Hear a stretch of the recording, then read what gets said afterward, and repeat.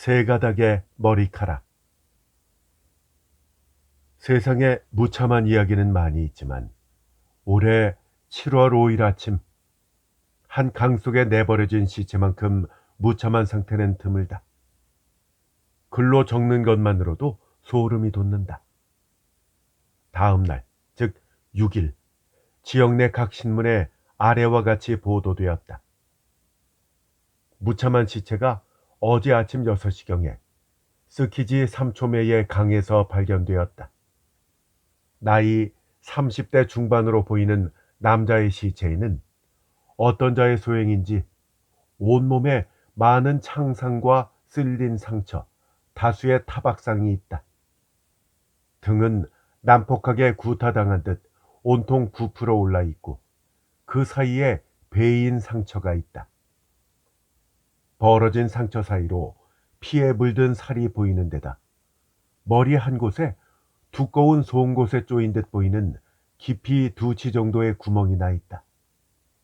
게다가 망치 종류로 강하게 구타한 것으로 보이는데 머리는 둘로 쪼개지고 두개골이 깨져 뇌수가 터져 나온 모습은 실로 눈 뜨고 볼 수 없을 정도다. 의사의 진단에 의하면 모두 새벽 2, 3시경에 입은 상처라고 한다.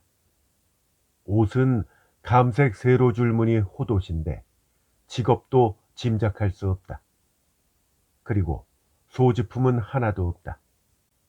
이 분야 전문가의 감정에 의하면 살해한 자가 들키지 않기 위해서 일부러 소지품을 빼앗은 것처럼 보인다고 한다. 어떤 자가 무엇 때문에 이토록 끔찍한 죽음을 당했는가? 또 살해한 자는, 범인은 어떤 자인가? 전혀 알 길이 없고 현재 엄중하게 수사 중이다. 이것이 신문기사 내용이었다. 또한 이 무참한 살인에 대해서 조사한 바가 밝혀졌는데 시체는 강에서 떠올랐지만 흘러 들어온 것은 아니고 물에 빠졌다가 떠오른 것으로 보이는 흔적도 딱히 없다. 특히 물이 들어오지 않는 강가 하구에 버려져 있었고 더욱이 주변에 혈흔이 없는 것을 보면 외부에서 살해된 자를 운반해 와서 던진 것으로 보인다는 것이다. 그리고 여기서 100m 정도 떨어진 어느 집 담벼락에 피가 묻은 자국이 있었지만 여기도 살해한 장소로는 보이지 않았다. 아마도 피투성이 시체를 운반하는 도중에 사고가 생겨서 잠시 그 담에 세워놓지 않았을까 추정하는 것이다. 범인은 누구이고 또 피해자는 누구인지 전혀 단서가 없다. 하지만 7월의 뜨거운 더위 속에 사체가 쉽게 부패하기도 하고 특히 일본에는 시체 보관소도 설치되어 있지 않기 때문에 언제까지나 이대로 내버려 둘 수가 없어서 우선 가까운 관청에서 익사체로 강물에 떠돌아다니다가 발견된 것으로 간주하고 가매장한 상태라고 신문은 보도했다. 익사자는 남성, 나이는 30세에서 40세. 지난 7월 5일 관내 스키지 3촌의 15번지 강 가운데 표착해 가매장했다. 인상은 얼굴이 길고 가는 편이고 눈썹은 검은 편이다. 귀는 평범하고 왼쪽 뺨에 검은 반점이 하나 있다. 머리는 짧고 키는 5척 3치 정도로 적당히 살이 쪘다. 상처가 셀 수 없이 많고 그중 큰 상처는 미간의 한 곳, 등에 갈라놓은 듯이 베인 상처가 2곳, 그리고 어깨에서 허리 부분에 걸쳐 몸 전체가 문매를 맞은 것 같이 부어 있다. 왼손에 3곳, 목에 1곳, 머리 한가운데 큰 상처가 있고 여기저기 긁힌 상처 등이 많이 있다. 목에는 짓누른 듯이 보이는 상처가 있다. 옷은 자잘한 세로무늬 호옷, 니타코 줄무늬 하오리에 끈이 달려있고 감색 하카타 오비, 속옷과 속옷에 매는 오비, 흰 버섯, 그리고 외 나막신이 있다. 그 외 소지품은 전혀 없다. 짐작 가는 사람은 신고하기 바란다. 7월 6일 가장 가까운 관청. 신문에 실린 내용은 이런 것이었다. 살인 사건은 종종 있지만 이토록 무참하고 이토록 괴이하게 또 이토록 단서 하나 없는 살인은 그 예가 드물다. 그 때문에 그날 하루는 가는 곳마다 이 살인에 관한 이야기를 하지 않는 자가 없는 것으로 보아도 도시는 소문거리의 제조소이다. 하지만 다음 날은 다른 일에 관한 소문을 떠들어대면서 완전히 잊어버리는 것 같다. 잊어버리지 못하고 있는 자는 오로지 가장 가까운 경찰서의 사복 형사다. 시체가 발견된 날 아침, 아직 어두울 무렵부터 마음을 이 일에만 내맡기고 몸을 이 일에만 사용했지만 마음을 맡기고 몸을 사용해도 여전히 단서가 없는 것이 그야말로 슬픈 일이다. 사복 형사란 흔히 하는 말로 탐정인데 세상에 이만큼 꺼림칙한 직무는 없다. 반대로 이만큼 훌륭한 직무도 없는 것이다.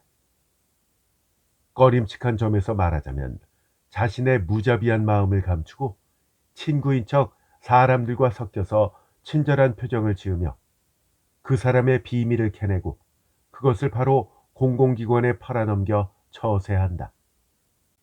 외관은 보살인데 내심은 야차라고 하는 것은 여자가 아니라 탐정을 말하는 것이다. 절도, 강도, 살인, 그리고 탈옥. 이런 악인이 많지 않으면 그 직무는 번성하지 않을 것이다. 악인을 찾아내기 위해 선인까지도 의심하고 못 본 채하고 훔쳐보고 못 들은 채하고 훔쳐듣는다. 사람을 보면 도둑으로 의심해서 매우 무섭게 훈계하는 것을 직업의 비책으로 삼고 종국에는 의심하는 데 그치지 않고 사람을 보면 도둑일지어다 죄인일지어다 빌기에 이른다. 이 사람이 혹시 반역자라면 내가 붙잡아 자신의 공로로 하고 이 남자가 만약 죄인이라면 밀고 해서 술값이라도 보태려고 생각한다. 머리에 촛불은 켜지 않았다고 해도 보는 사람마다 저주하니까 매우 사위스러운 직업이다. 반대로 훌륭하다고 하는 점에서 말하자면 이렇게까지 남에게 미움받는 것을 싫어하지 않고 악인을 간파해서 그 씨를 말려 세상 사람들의 편안함을 도모하니 소위 살신성인하는 자로서 이만큼 훌륭한 사람이 없을 것이다. 5일 아침 8시경의 일이다. 가장 가까운 경찰서의 사복형사 대기실에 탐정 둘이서 터놓고 서로 이야기를 하고 있다. 한 명은 나이 40살 정도로 뚱뚱하고 살진 얼굴에는 계속 웃음을 머금고 있다. 이 웃는 얼굴은 보는 사람에 따라 평가가 달라지는데 애교 있는 얼굴이라고 칭찬하는 사람도 있거니와 사람을 놀리는 얼굴이라고 헐뜯는 사람도 있다. 공정하게 판정하자면 위쪽을 보고 있으면 애교 있는 얼굴이고 아래를 향하고 있으면 놀리는 얼굴이라 할 수 있을 것이다. 이름은 다니마다라고 사람들에게 불리고 있다. 감색무늬 호옷에 하카타 오비를 하고 있고 실내용 겉옷은 벗어서 윈 미다지를 모자거리에 걸어 놓았다. 물론 관리로는 보이지 않지만 상인이라고 하기도 어렵다. 또 다른 한 사람은 나이 25, 6세에 몸집이 작은 사람인데 싹싹한 얼굴을 하고 있다.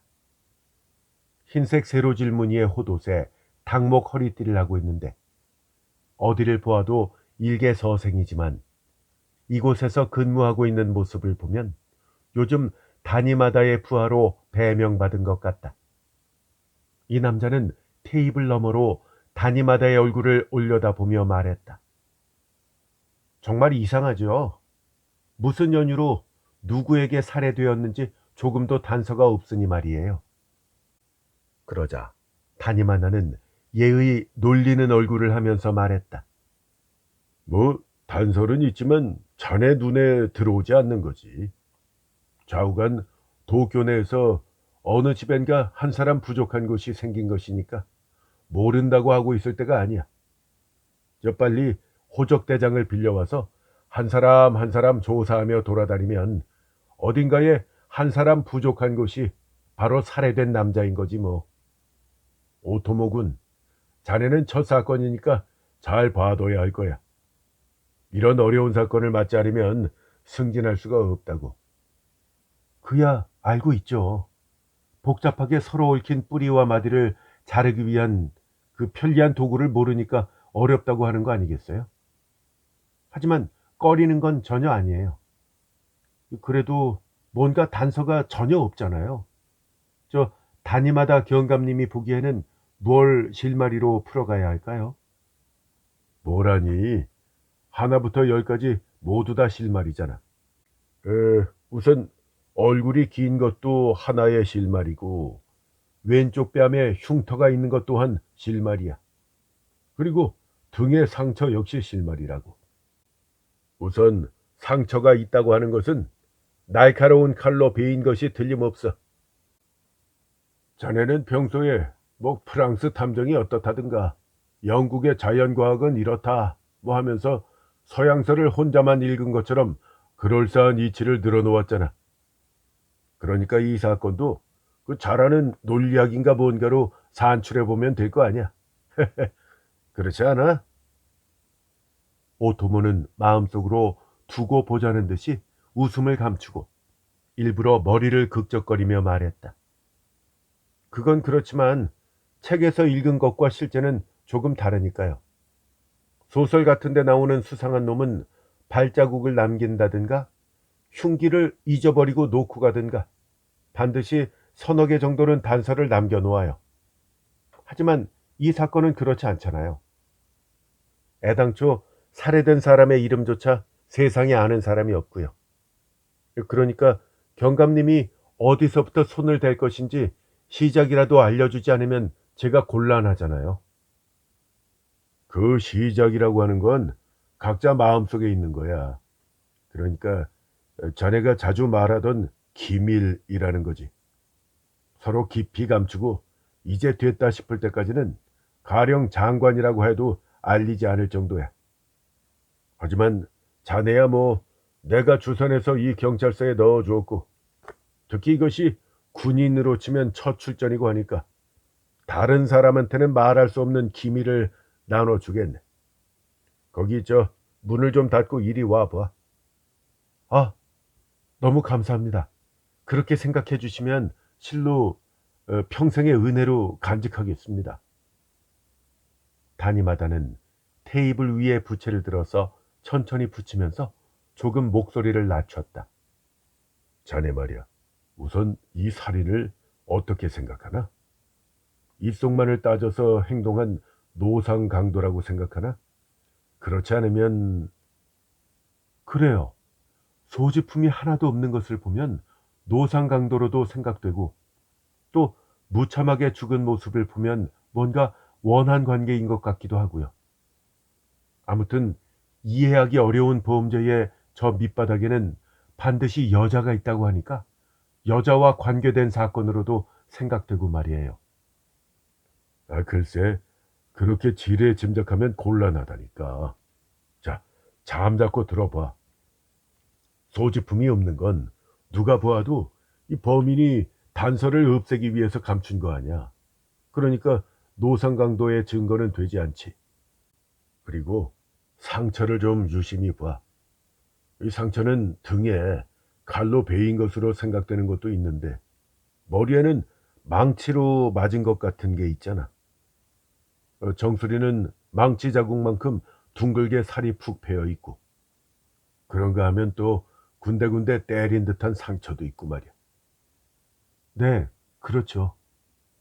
또 이상한 건 머리에 들러붙어 있는 피를 씻어냈더니 움푹 패여 깨진 곳에 몽툭한 송곳이라도 박아 넣은 듯한 구멍이 나 있다는 점이야. 자넨 눈치채지 못했겠지만. 아니요, 저도 알고 있어요. 한 2치 정도 깊게 푹 들어가 있잖아요. 그렇다면 말이야. 자네는 그게 무얼로 낸 상처라고 생각해? 그건 잘 모르겠어요. 아직 생각 중입니다. 그걸 아마 알아내기는 쉽지 않을 거야. 자, 모르겠으면 잠자코 잘 들어봐. 나는 그걸 요즘 유행하는 두툼한 철제 머리 장식이라고 생각해. 어때? 오토모는 자신도 모르게 웃음이 나오려는 것을 겨우 참았다. 그럼 여자란 말이에요? 머리 장식이니까 결국 여자인 거지. 여자가 하지 않았더라도 옆에 떨어져 있다든가 해서 범인이 여자의 머리 장식을 주어서 찌른 거야. 어쨌든 죽일 때 옆에 여자가 있었다는 걸 알 수 있어. 그렇지만 머리 장식은 발이 두 개잖아요. 그러니까 구멍이 두 군데에 뚫려 있어야 되는 거 아닌가요? 바보 같은 소리. 두 치나 박으려면 엄청난 힘을 들여야 돼. 그러니까 두 개 발이 하나로 되는 거지. 하나로 되었다면 구멍은 옆으로 넓적하게 뚫려 있어야 되잖아요. 근데 저 구멍은 조금도 넓적하지 않고 완전히 둥그렇잖아요. 그렇다면 머리 장식이 아니라 다른 것이겠죠. 그러자 다니마다는 또다시 놀리듯이 웃었다. 오, 그런 걸 알아차리다니 꽤 제법인데? 이번에 실은 자네 지혜를 좀 시험해 본 거야. 오토모는 속으로 뭐 주제넘게 사람을 시험하더니 그런 수에 누가 놀아날 줄 알아? 하며 조롱하듯이 물었다. 그렇다면 그건 정말로 무슨 상처인가요? 그건 아직 나도 전혀 몰라. 하지만 이건 알지. 혼자서 죽인 게 아니라 여럿이 달려들어 죽인 거야. 아, 네. 그렇군요. 그렇다면 범인은 여러 명이라는 건데. 그렇게 달려들어 죽이려면 길거리에서는 할 수가 없겠지. 그럼 어떻게라니? 자, 들어보게. 또 듣고 있으라고요? 아니. 우선 들어보라 이 말이야. 길거리라면 여기저기 도망칠 테니까 쫓아가면서 살인자 하며 소리쳤을 테고 그럼 근처에서 알아채든지 경찰이 눈치채든지 했을 거야 분명히. 그렇다면 들판 같은 곳인가요? 글쎄 들판이라고 생각할 수도 있겠지. 근데 우선 들판이라고 하면 히비야 아니면 해군 부지야. 근데 히비야에서 시체를 메고 저 해안까지 갔을 리는 만무하잖아. 그리고 해군 부지도 아니야. 왜냐하면 해군 부지는 멋대로 들어갈 수 없고 구석구석 찾아보아도 살해 흔적은 없어. 게다가 100m 정도 떨어진 어느 집 담벼락에 피가 묻은 것을 보아도 해군 부지에서 살해해서 스키지 3초매에 해안에 버리기 위해서 100m나 메고 왔을 리도 없고 말이야. 아, 그러면 집안에서 죽인 것일까요? 좀 들어보라니까. 집안이고 말고 바로 집안에서 죽인 거야. 근데 집안에서 죽였어도 역시 소란스러웠을 거 아니에요. 이웃에서 잠을 깼겠죠. 이봐, 그렇게 생각되지? 이 풋내기는 아무튼 간에 그런데 신경을 쓰니까 안 된다니까. 물론 집안이라고 해도 많은 사람이 덤벼 사람 하나 죽이려면 떠들썩할 거야. 그렇게 되면 이웃에서 잠을 깼겠지. 바로 그거야. 이웃에서 눈치를 채도 아, 또 싸우는구나 하고 어디나 그렇듯이 그다지 신경 쓰지 않았을걸. 그럼 가끔씩 싸우는 집일까요? 그렇지. 뭐 가끔씩 사람도 많이 모이고 또 가끔씩 크게 싸우기도 하는 집이 있다면 그런 집에서 살인이 일어나면 이웃 사람이 잠을 깬다 해도 아무렇지도 않게 생각할 거야. 딱히 나무라지도 않고 그냥 내버려 두고 다시 잠들어 버리는 거지. 근데요, 그렇게 많은 사람들이 모여서 자주 싸움하는 집이 어디 있어요? 내가 이렇게까지 말을 해줬는데도 아직도 모르다니. 풋내기는 이래서 힘들다니까. 자, 좀 생각을 해보게. 아무리 생각해도 전 잘 모르겠어요. 이 경찰서의 사복 형사라는 자가 이 정도도 모르다니. 하는 수 없구만. 그건 바로 노름판이야, 노름판. 아, 노름판. 그렇다면 노름판 싸움인가요? 그렇지. 노름판에서 싸우다가 살해된 거야. 노름판이니까 누구도 지갑 외에는 아무것도 가져가지 않지. 그래서 싸움이 났다 하면 곧 자기 앞에 있는 돈을 품속에 쓸어 담은 다음에 상대를 하는 것이 노름꾼들의 습성이야. 그런 건 빈틈이 없다고. 그 사체가 된 사람도 역시 그랬을 거야. 자세한 건 모르지만 어찌되었든 옆에서 싸움을 하니까 잽싸게 주변에 있는 돈을 쓸어 모아서 일어서려 하자 함께 있던 자들이 각자 그 사람에게 뛰어들어서 처음 싸움은 아랑곳 없이 자기 돈을 왜 가져가냐 하면서 저마다 빼앗으려 하면서 그 사람과 여러 사람이 어지러이 밟히고 얻어맞다가 어느새 죽어버린 거야. 그러니까 소지품이나 주머니에 물건이 하나도 없었던 거지. 어때? 기막히지? 오토모는 잠시 생각한 뒤에 말했다. 과연 잘 생각했네요. 그렇지만 이건 아직 귀납법에서 말하는 가설이에요. 가정이죠. 그러니까 사실이라고는 말할 수 없어요. 즉, 증명을 해보지 않으면 아직 모르는 거라고요.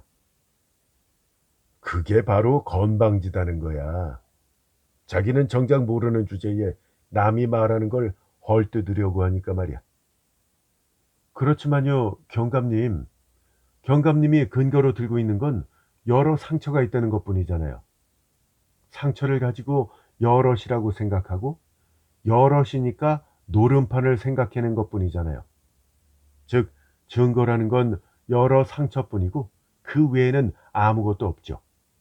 무엇보다도 이 문명사회에 과연 그런 노름판이 있을 턱도 없고요. 아니야. 있으니까 말한 거야.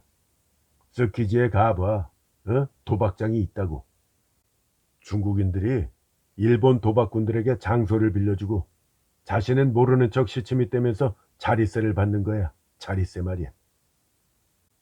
하지만 그 피해자는 도박꾼 치고는 복장이 이상하지 않습니까? 하카타 오비에 또 하오리 이런 거 말이에요. 뭐 그 중국인의 도박장에 드나드는 녀석들 중에는 중산 모자를 쓰고 있는 사람도 있고 각양각색이야. 게다가 그 시체를 자세히 보면 손이나 발 피부가 부드러운 것이 거친 일을 한 적이 없는 사람이거든. 물론 그렇다고 해서 아주 착실한 사람도 아니고 말이야. 아무리 생각해도 도박이나 하는 게으름뱅이인 거지. 오토모는 정말로 감복한 것인지 아니면 띄워주고 좀 더 깊은 이야기를 들으려는 기략인지 갑자기 마음속을 털어놓는 듯한 말투로 이야기했다. 와, 정말 대단하시네요. 아무런 단서도 없는 걸 이 정도로 간파하시다뇨. 과연 스키지에서는 일본의 법 권력이 미치지 못하는 걸 기회 삼아서 중국인들이 그런 몹쓸 짓을 하고 있군요. 실로 탁월한 안목에 탄복했습니다. 다니마다는 뜻대로 되어 기뻐하는 듯한 표정으로 목소리를 낮추고 말했다. 이런 걸 가지고 탄복이라 이거지. 그렇게 굽히고 나오니까 더 들려줄 얘기가 있어. 사실은 말이야. 이 현장에 입회한 예심 판사를 비롯해서 경감에 이르기까지 전혀 단서가 없는 것처럼 생각하고 있지만 아직 보는 눈이 부족한 거야. 나는 굉장한 증거물을 하나 발견해서 다른 사람 모르게 확보해 두었어. 네? 뭔가 증거품이 빠져 있었다고요? 그건 정말 놀랍네요. 그렇게 빈틈없이 돌아다녀 보았자 소용없어. 그것도 자네들 눈으로 보아서는 아무런 증거도 되지 않지만 산전수전 다 겪은 사람의 살아있는 눈으로 보면 그건 굉장한 증거가 되는 거야. 그게 뭐예요? 보여주세요. 주사위 종류인가요? 바보 같은 소리 좀 하지 마. 주사위 따위라면 누가 보아도 증거품으로 볼 테지. 내가 발견한 건 훨씬 작은 거야. 아주 자잘한 거야. 오토모는 바싹 다가서서 물었다. 그렇게 작은 게 대체 뭔데요? 들려줄 이야기는 아니지만 자네니까 말해주는 거야. 실은 머리카락이야. 그것도 단 한 가닥이 쥐고 있던 손에 붙어 있어서 누구도 눈치채지 못하고 있을 때 내가 슬쩍 주워 놓은 거야. 오토모는 살그머니 웃고는 속으로 중얼거렸다. 난 또 뭐라고? 머리카락이라면 경감님보다 내가 먼저 발견했어요. 실은 네 가닥을 쥐고 있었는데 슬쩍 세 가닥을 주워 놓았죠. 그것도 모르고 나머지 한 가닥을 주워 놓고는 의기양양해 있는 노친네 같으니라고. 그건 그렇고 나는 만약에 증거 은닉죄에 걸리면 안 되니까 한 가닥은 남겨둔 건데. 와, 그 한 가닥을 가져가면 뒤에 남는 것이 없으니까 바로 범죄의 증거를 감춘 것이 되잖아. 근데 그것도 모르고 뭘 잘난 척을 하세요? 라고 비웃고 싶은 마음을 눌러 감추고는 이렇게 말했다. 역시 경감님이 눈여겨보는 것은 과연 다르군요. 나도 머리카락 한 가닥을 쥐고 있는 것은 보았지만 그게 증거가 될 거라고는 생각도 못했어요. 실로 후회됩니다.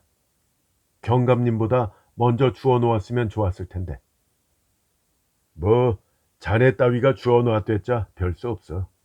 만약 자네라면 머리카락 한 가닥을 어떻게 증거로 할 건지 그 방법도 모를 텐데 뭘. 아니요. 모르긴 몰라도 먼저 주었다면 경감님에게 물었겠죠. 어떻게 하면 좋겠느냐고요. 저 경감님, 부디 저한테만 좀 말해주세요. 그 한 가닥의 머리카락이 어떻게 증거가 되는 거죠? 밑에서 올려다보고 있으니까 들떠있는 담임하다가 우쭐거리듯이 얼굴을 펴고 말했다. 자, 보게나 이 머리카락을. 담임하다 경감은 목에 걸고 있던 검은 가죽 회중 지갑에서 한치 남짓되는 단 한 가닥의 머리카락을 꺼내서 창유리에 비춰 보였다. 바로 이거야. 우선 생각을 해보자고. 이렇게 몇 번이고 굽어 있는 거는 곱슬머리라는 거잖아. 길이가 한치 정도 되니까 남자라도 틀어 올린 머리카락은 이 정도 길이는 될 거야. 근데 요즘 세상에 남자가 곱슬머리라면 자를 거 아니겠어? 자르지 않았다는 건 어느 정도 머리카락에 자신이 있는 사람이라는 거지. 남자가 곱슬머리를 틀어 올리지는 않잖아. 그렇죠. 곱슬머리는 산발하는 게 더 잘 어울려요. 그러니까 곱슬머리라면 필시 잘났을 겁니다. 정말 경감님의 눈매는 굉장하시네요. 그렇다면 이건 여자의 머리카락인 거야. 즉 살인자 옆에 곱슬머리 여자가 있었다라고 보이는 거지. 과연 그렇군요. 있기만 한 게 아니야. 그 여자도 어느 정도 거들었을 거야. 네, 그렇군요. 거들지 않았다면 피해자가 머리카락을 움켜쥐고 있을 리가 없잖아. 이건 필시 이 남자가 죽을 힘을 다해 손에 닿는 머리채를 정신없이 움켜쥔 거라고. 그래서 실은 조금 전에도 그 송곳 같은 상처가 혹시 여자 머리 장식에 찔린 건 아닌가 생각하고 자네 생각을 시험해 본 거야. 초짜 눈에도 머리 장식이 아니라고 보일 정도니까 그 생각은 버렸지만 곱슬머리 여자가 옆에 있어서 그 머리채를 잡혔다는 것은 자네가 봐도 잘 알겠지. 아, 네. 이제 알 것 같아요. 그래서 다시 떠오른 생각이 있어. 훨씬 전에 있었던 일이지만 노름꾼을 정탐할 일이 있어서 내 스스로 노름꾼인 척하면서 한 2달 정도 그 스키지의 도박장에 잠입한 적이 있었거든. 그때 마침 스키지 외곽에 중국인이 진을 치고 있는 도박장이 2곳 있었어. 그중 한 곳에 아주 막 굴러먹은, 그러니까 도박장 기생 같은 여자가 있었어. 얼굴은 좀 괜찮고 24~5살 정도, 아니면 한 30살 정도 되어 보이는 여자가 있었어. 지금 생각해 보니까 그 여자가 딱 지금의 곱슬머리야. 그거 참 기묘하네요. 그러게 말일세. 도박장이니 곱슬머리 여자니 하는 두 가지를 갖춘 곳은 달리 없을 게야. 그렇게 생각한 탓인지 그 죽은 얼굴도 왠지 최근에 본 것 같단 말이야. 그러니까 어찌됐든 난 무엇보다도 그 여자를 잡아야 되겠어. 이름이 뭐였더라? 그것도 수첩을 보면 알 수 있을 거야. 그래. 맞아, 맞아. 오콘이라고 그랬어. 오콘. 오콘. 그래. 별로 들어보지 못한 이름이라 생각이 바로 나는구만. 오콘. 다만 아직 그 여자가 있는지 없는지조차 모르지만 잘 있어 주기만 한다면 잡은 거나 다름없지. 조금만 겁을 줘도 줄줄이 모두 자백할 거야. 어때? 굉장하지? 정말 탄복했어요. 그 도박장은 어디에 있나요? 스키지 어딘지 그것만 가르쳐 주시면 제가 가서 단단히 잡아올게요. 어딥니까? 바로 절 보내주세요. 그러자 다니마다는 갑자기 얼버무리듯이 말했다. 바보 같은 소리. 이렇게까지 생각해 놓은 공적을 자네한테 뺏길성 싶은가? 그렇지만 경감님은 저를 위해서 말해준다고 하셨잖아요. 그러니까 저를 보내시지 않으면 가르쳐 주신 게 아니라 단지 저한테 자랑한 것밖에는 안 되죠. 그래? 그렇게 내 공을 뺏고 싶으면 자네를 보내주지. 아니요, 공을 뺏으려는 야심은 없어요. 전 단지... 아니, 보내주긴 하지만 그것보다 자네는 어떻게 해서 가려는 건가? 어떻게 가기는요? 달리 방도가 없잖아요. 경감님이 동네 이름과 번지를 알려주시면 그 후는 출두해서 경찰이나 또 우편 배달부한테 물어서 갈 테니까 어렵지 않아요. 그리고 그 집에 가서 이 집에 오콘이라는 여자가 없느냐 하고 물어보면 되지 않겠어요? 다니마다는 소리 높여 박장대소했다. 그러니까 별 수 없다라는 거야. 전날 밤에 살인이라는 대죄를 저질렀는데 아마 어딘가로 도망쳤겠지. 설령 있다고 해도 있다고 말하지 않을 거야. 경우에 따라서는 세간의 관심이 가실 때까지 도박도 하지 않을지 몰라. 어떻게 그렇게 미숙한 생각으로 가려는 거야? 당장 그 집에 갈 게 아니라 다른 곳을 수사하는 것이 탐정의 기본이야. 다른 곳부터 좁혀 들어가면 잡을 수 있어. 그쪽이 도망가든 숨든 그런 건 별거 아니야. 숨으면 공적인 용무로 덮칠 수도 있으니까. 중국인이라면 일단 숨어버릴 경우에 일본의 사복 형사가 어찌할 수 없지만 그 오코는 일본 여자니까 말이야. 근데 경감님, 다른 곳을 수사한다는 건 어디를 말씀하시는 거예요? 그런 것도 모르니까 이 사건의 탐정이 될 수가 없는 거야. 그건 자네가 평소에 말하는 임기응변이니까 나처럼 어디를 누르면 어떤 소리가 날지 잘 알아야 하는 거야. 근데 이것만은 가르쳐주고 싶어도 가르쳐줄 길이 없으니까 정말 곤란하네. 이렇게 말하고 있을 때 때마침 조금 전에 닫아둔 입구문을 열고 다니마다 어떤가? 거의 짐작이 다 된 건가? 라고 말하며 들어온 사람이 있었다. 그는 이 사건을 감독하는 오기사와 경부다. 다니마다는 나쁜 짓이라도 들킨 것처럼 갑자기 의자에서 재빨리 일어나 물러서면서 이렇게 말했다. 네, 대충 실마리가 잡혔습니다. 지금부터 바로 수사를 시작해서 2, 3일 안에는 반드시 하수인을 잡겠습니다. 경부를 올려다보는 다니마다의 웃는 얼굴. 과연 이때는 애교 있는 얼굴이 되었다. 윗사람을 보면 언제나. 다니마다는 곧 모자를 집어들고 하오리를 걸치며 허세를 부리면서 경부보다 먼저 나갔다. 오기사와는 뒤에 남아 오토모를 향해 말했다. 어떤가? 자네도 뭔가 짚히는 데가 있나? 오늘 아침 사체를 검시하면서 머리에 피를 씻어낸다든가 손의 쥐인 상태를 눈여겨본다든가 하는 주의 깊은 모습은 좀처럼 초짜한테는 볼 수 없는 건데 말이야. 오토모는 머리에 손을 얹고 대답했다. 아니요, 실제로 해보니까 생각대로 되지 않더군요.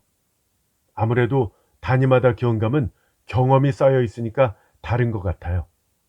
지금 그의 의견을 대략 듣고 정말로 감복했습니다. 그거야 뭐 아무래도 오랜 시간 이 바닥에서 고생을 했으니까 뭐 그런 조금은 감복할 만한 이야기도 하지. 하지만 그 이야기에 감복해 하고 있어서는 안 돼.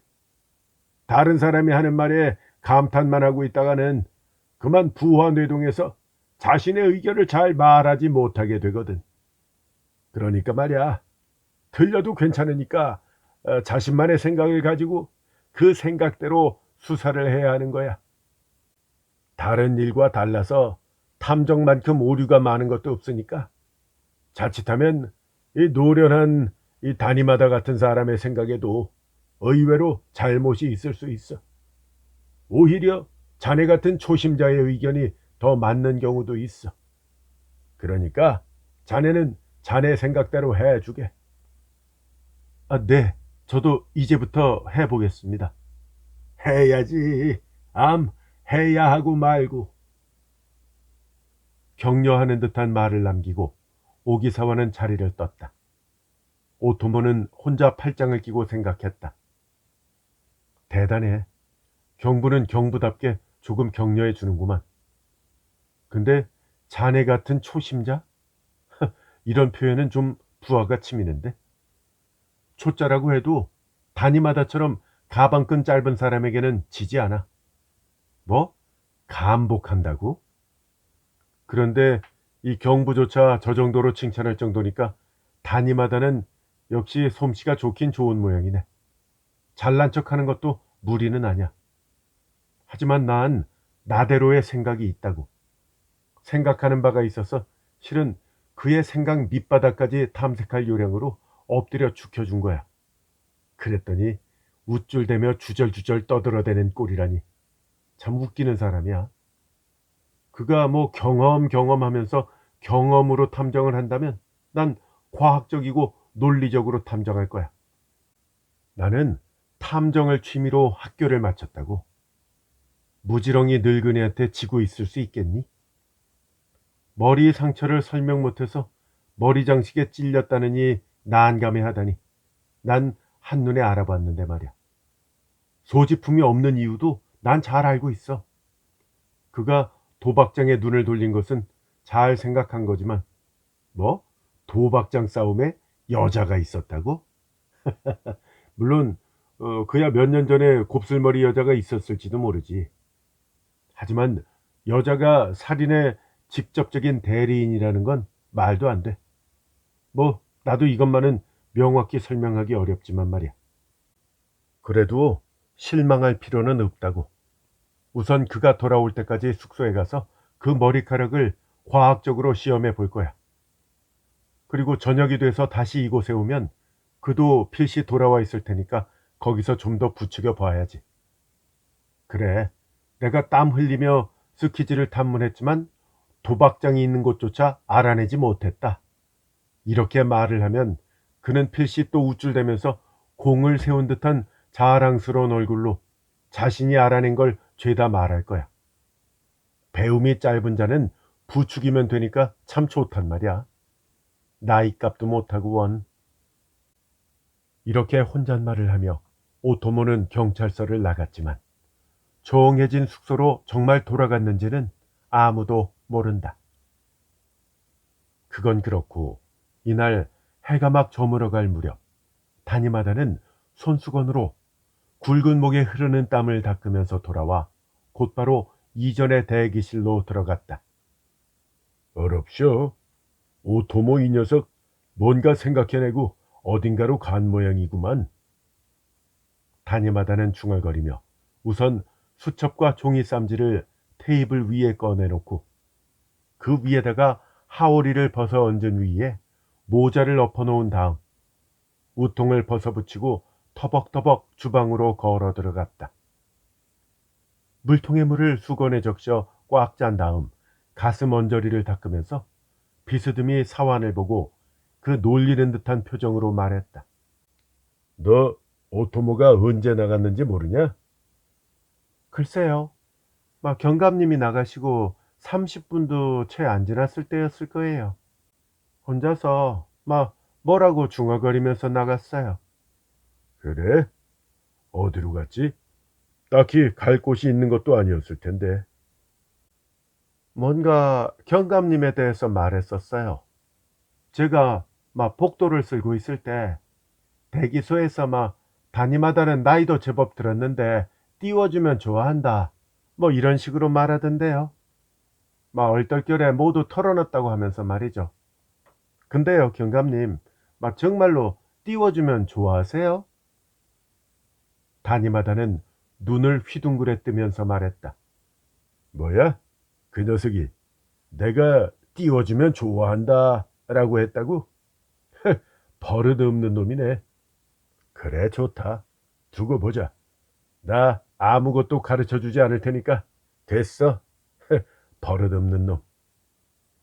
담임하다는 중얼거리면서 재빨리 다 닦고 나서 다시 대기소로 돌아가 모자는 미닫이 틀에 걸어놓고 하우리를 걸치고 수첩과 종이쌈질은 품속에 집어넣고는 다시 계속 중얼거렸다. 버릇없고 괘씸하고 아주 건방진 놈 같으니라고. 담임하다는 이렇게 중얼거리며 오기사와 경부의 방으로 갔다. 그와 만나서 방금 전 오토모에게 말한 것과 같은 상처가 여러 가지다 라는 이야기부터 도박장 이야기까지 보고한 다음 이윽고 곱슬머리 머리카락의 이야기를 꺼내며 우선 오콘이라고 불리는 정체불명의 여자의 말로 이번 사건의 실마리라고 모두 이야기했다. 이렇게 실마리가 잡혔으니까 우선 먼저 그 스키지의 기치에 가서 찾아보도록 했어요. 그랬더니 오코는 작년 봄 즈음에 스키지를 떠나서 어딘가로 갔다네요. 지금도 무슨 일이 있을 때마다 스키지에 오기는 온다는 얘기를 하던데 아마 아사쿠사 주변일 거라는 말도 있고요. 우시고메라는 말도 있어요. 실로 뜬구름 잡는 이야기죠. 하지만 우선 우시고메와 아사쿠사를 목표로 할 겁니다. 그래서 먼저 우시고메로 갔죠. 여기저기 정탐을 한 다음에 바로 차를 타고 아사쿠사로 옮겼습니다. 정말로 땀투성이가 될 때까지 일했어요. 결국은요, 이 간신히 아사쿠사에서 가닥이 잡혔어요. 경부는 속으로 생각했다. 우시고메는 그냥 덧붙인 거 아니야 이거? 수당을 더 받아내려고 말이야. 경감은 계속 설명했다. 실은 이렇습니다. 오콘의 나이부터 인상까지 제가 기억하고 있는 정도를 말하면서 저도 물어봤고요. 또 의뢰한 사람에게도 살펴보게 했습니다. 그랬더니 우마미치의 얼음 가게에 곱슬머리 여자가 고용되어 있다고 말해준 사람이 있었어요. 이번엔 제가 바로 달려가 봤습니다. 달려가서 우마미치의 얼음 가게를 하나도 빼지 않고 조사해 봤는데 그런 사람은 없었어요. 그래 다시 돌아와 잘 물어보니까 이봐 그렇게 장황하게 말하면 곤란하다고 다 생략하고 도대체 오콘이라는 여자가 있었는지 없었는지 그걸 먼저 말해보게. 네. 저 오콘 있었습니다. 있었는데 어젯밤에 34~35살의 남자가 부르러 와서 곧 돌아오겠다며 그자를 따라간 채 아직 돌아오지 않았다고 합니다. 오늘 아침부터 찾고는 있는데 행방을 모른다네요. 이상하지 않습니까? 그러니까 이렇게 된 거예요. 34~35살로 보이던 그 남자가 바로 그 죽은 사람일 겁니다. 그것도 자세히는 기억나지 않는다고 하지만 뭔가 얼굴이 길쭉하고 특별히 이렇다 할 특징이 없는 좀 기억하기 어려운 모습이었다고 합니다. 왼쪽 뺨에 있는 검은 반점에 대해서 물어봤거든요. 근데 그건 확실히 기억하지 못하더라고요. 하지만 그 옷 입은 모습은 대체로 기억하고 있었어요. 이건 얼음가게 주인도 종업원들도 한결같이 말하는 거니까 틀림없을 겁니다. 그렇긴 하지만 아사쿠사 사람이 스키지까지 와서 그건 이유가 있어요. 오코는 얼음가게에서 뜨내기 고용살이를 하고 있었어요. 지금까지도 종종 스키지의 엄마가 있다든가 이런 이야기를 한 적도 있고요. 또 가게가 가장 바쁠 때 가게를 비운 적도 있다고 하더라고요. 그렇다면 이제 어떻게 해서든 오콘을 꼭 잡아야 되겠네. 그렇고 말고요. 그래서 돌아온 겁니다. 아무래도 아직 이 지역에 숨어 있는 것 같으니까 경북계 청에서 각 경찰서에 인상착의를 돌리고 그 밖에 수배도 좀 내려주셨으면 좋겠습니다. 저는 이제부터 곧장 다시 아사쿠사 얼음가게에 가서 어떤 연고로 오콘을 고용했는지 누가 받아들였는지를 조사하고 정말로 스키지의 엄마가 있다고 하면 그것도 찾아내겠습니다. 또 앞서 말씀드린 도박장이 아직 있는지 없는지, 만약에 있다면 간밤에 어떤 놈들이 모였는지, 그곳에 오콘이 왔는지 안 왔는지 여기저기서 이야기를 좁혀가면 오콘이 어디에 숨어도 바로 찾아낼 수 있을 겁니다. 오콘만 잡으면 살인자가 누군지 피해자는 누군지 그 이유는 뭔지 다 알게 될 겁니다. 아무런 단서도 없는 일을 불과 하루도 채 안 돼서 벌써 여기까지 조사했다니 과연 노련한 탐정임에는 틀림없다. 오기사와에게 설명을 끝낸 다니마다는 또다시 경찰서를 나가려는데 그 문 앞에서 이런 말소리가 들렸다. 저 다니마다 경감님, 단서가 잡히면 꼭 알려주세요. 불러세운 자는 오토모였다. 오토모는 바로 직전에 숙소로 돌아와서 이른바 과학적이고 논리적으로 어떤 걸 조사해야 할지 모르지만 또다시 다니마다를 추켜 세워서 그가 찾아낸 것을 얻으려고 이곳에 왔을 것이다. 그렇지만 다니마다는 사환한테서 들은 말이 있어서 다시는 오토모에게 흉중의 비밀을 말하지 않겠다고 생각했다. 그러면서 살짝 오토모의 얼굴을 쳐다보며 두고 보라지 하면서 중얼거리고 말았다. 버릇없고 방자하고 건방진 놈. 이렇게 중얼거리며 돌다리에 구멍이라도 내려는 양 발소리를 울리며 건너갔다. 오토모는 그 뒷모습을 바라보고 있었다. 왜 화를 내는 거지? 두고 보자는 저 말투는 오콘의 소재라도 알아낸 것인가? 하긴 상관할 바는 아니지. 오콘이 범인이 아니라는 건 난 이미 알고 있으니까. 저자는 그것도 모르고 이제 곧 후회할 것도 모르고 말이야. 그건 그렇고 과학과 논리학의 힘은 정말 대단한데. 단 3가닥의 머리카락을 가지고 숙소 2층에서 시험한 정도인데 벌써 단서가 잡혔잖아. 이건 실로 내가 생각해도 엄청난 일이야. 아마 이 넓은 세계에서 진범을 알아낸 건 나 혼자일 거야. 여기까지 알아냈으니까 뒷일은 내일 낮까지는 알아낼 수 있어. 재밌네. 정말 재밌어. 완전히 범인의 이름과 주소를 알 때까지는 우선 오기사와 경보에게도 보고하지 말아야 되겠어. 그리고 난 전혀 모르겠다 하는 표정을 지으면서 다니마다를 한껏 자랑하게 해줘야지. 그리고 내일 난 12시 범인이 어느 동네 몇 번지 누구라고 명확하게 말해줄 거야. 정말 아주 좋은 생각이야. 근데 어디 보자. 단지 대충 범인이라고 생각하는 것과는 좀 다르지. 아무래도 범인은 뜻밖의 장소에 있는 법이니까 드디어 그 이름을 밝히는 날에는 온 사회가 떠들썩할 거야. 여론을 움직여서 법조문이라도 개정한 듯이 사방에서 이 때문에 연설을 하는 것처럼 된다면 당장에 이 몸이 변사 오이 겐타로라도 되는 얼굴이 되겠구만. 고향에 금이 환영해야지 뭐. 좋다 좋아. 오토모는 혼자 빙긋 웃고 경찰서에는 들어가지 않고 그대로 다시 숙소로 어슬렁어슬렁 돌아갔다. 오토모는 대체 어떤 시험을 해서 무엇을 발견했을까? 불과 세 가닥의 머리카락이 어떻게 과학적이고 어떻게 논리적이 될 수 있을까? 담임하다가 의심하는 오코는 과연 전혀 관계가 없는 것일까? 의문 또 의문. 과연 내일 오후에는 이 의문이 어떻게 풀릴지 궁금하다. 다음 날인 6일 정오. 오토모는 세 가닥의 머리카락을 선물 포장이라도 하듯이 조심조심 종이에 싸서 경찰서에 출두했다.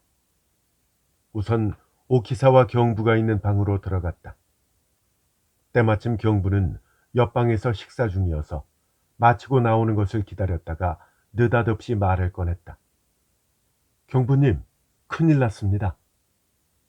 오기사와는 손수건으로 수염에 묻은 것을 닦아내며 의자에 앉았다. 웬 호들갑이야? 큰일이라고만 하면 알 수 없잖아. 단서라도 찾은 거야? 단서요? 단서는 처음부터 알고 있었습니다.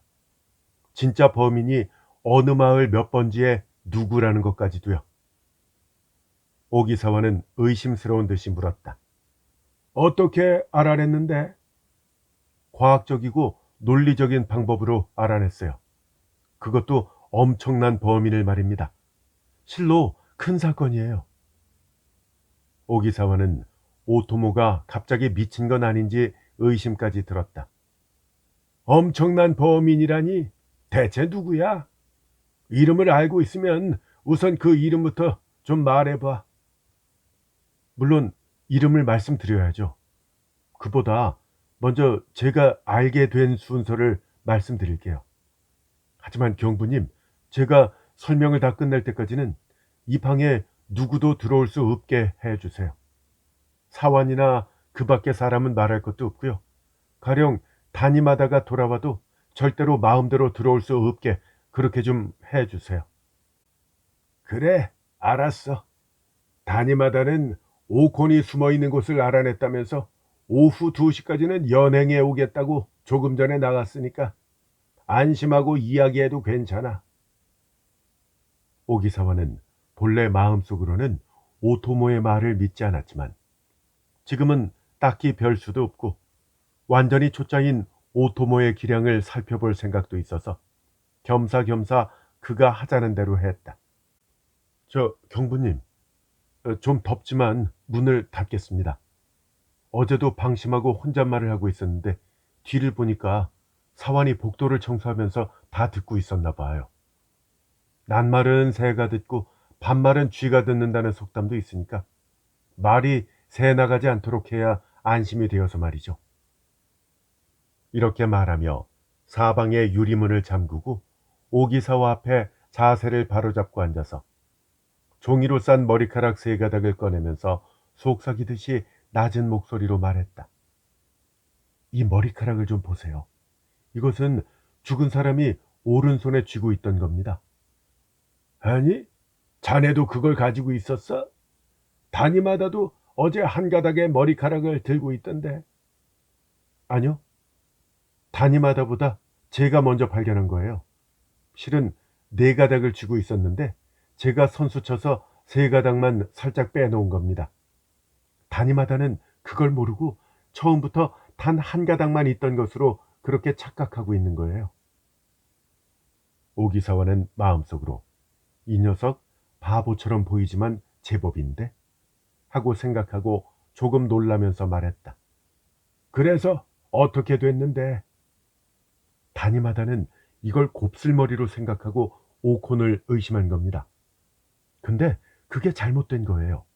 만약 담임하다의 의심이 맞다면 그건 우연히 맞아떨어진 겁니다. 논리적으로 맞춘 것이 아니라고요. 저는 열심히 다양한 서적을 꺼내서 간신히 머리카락의 성질만 조사했습니다.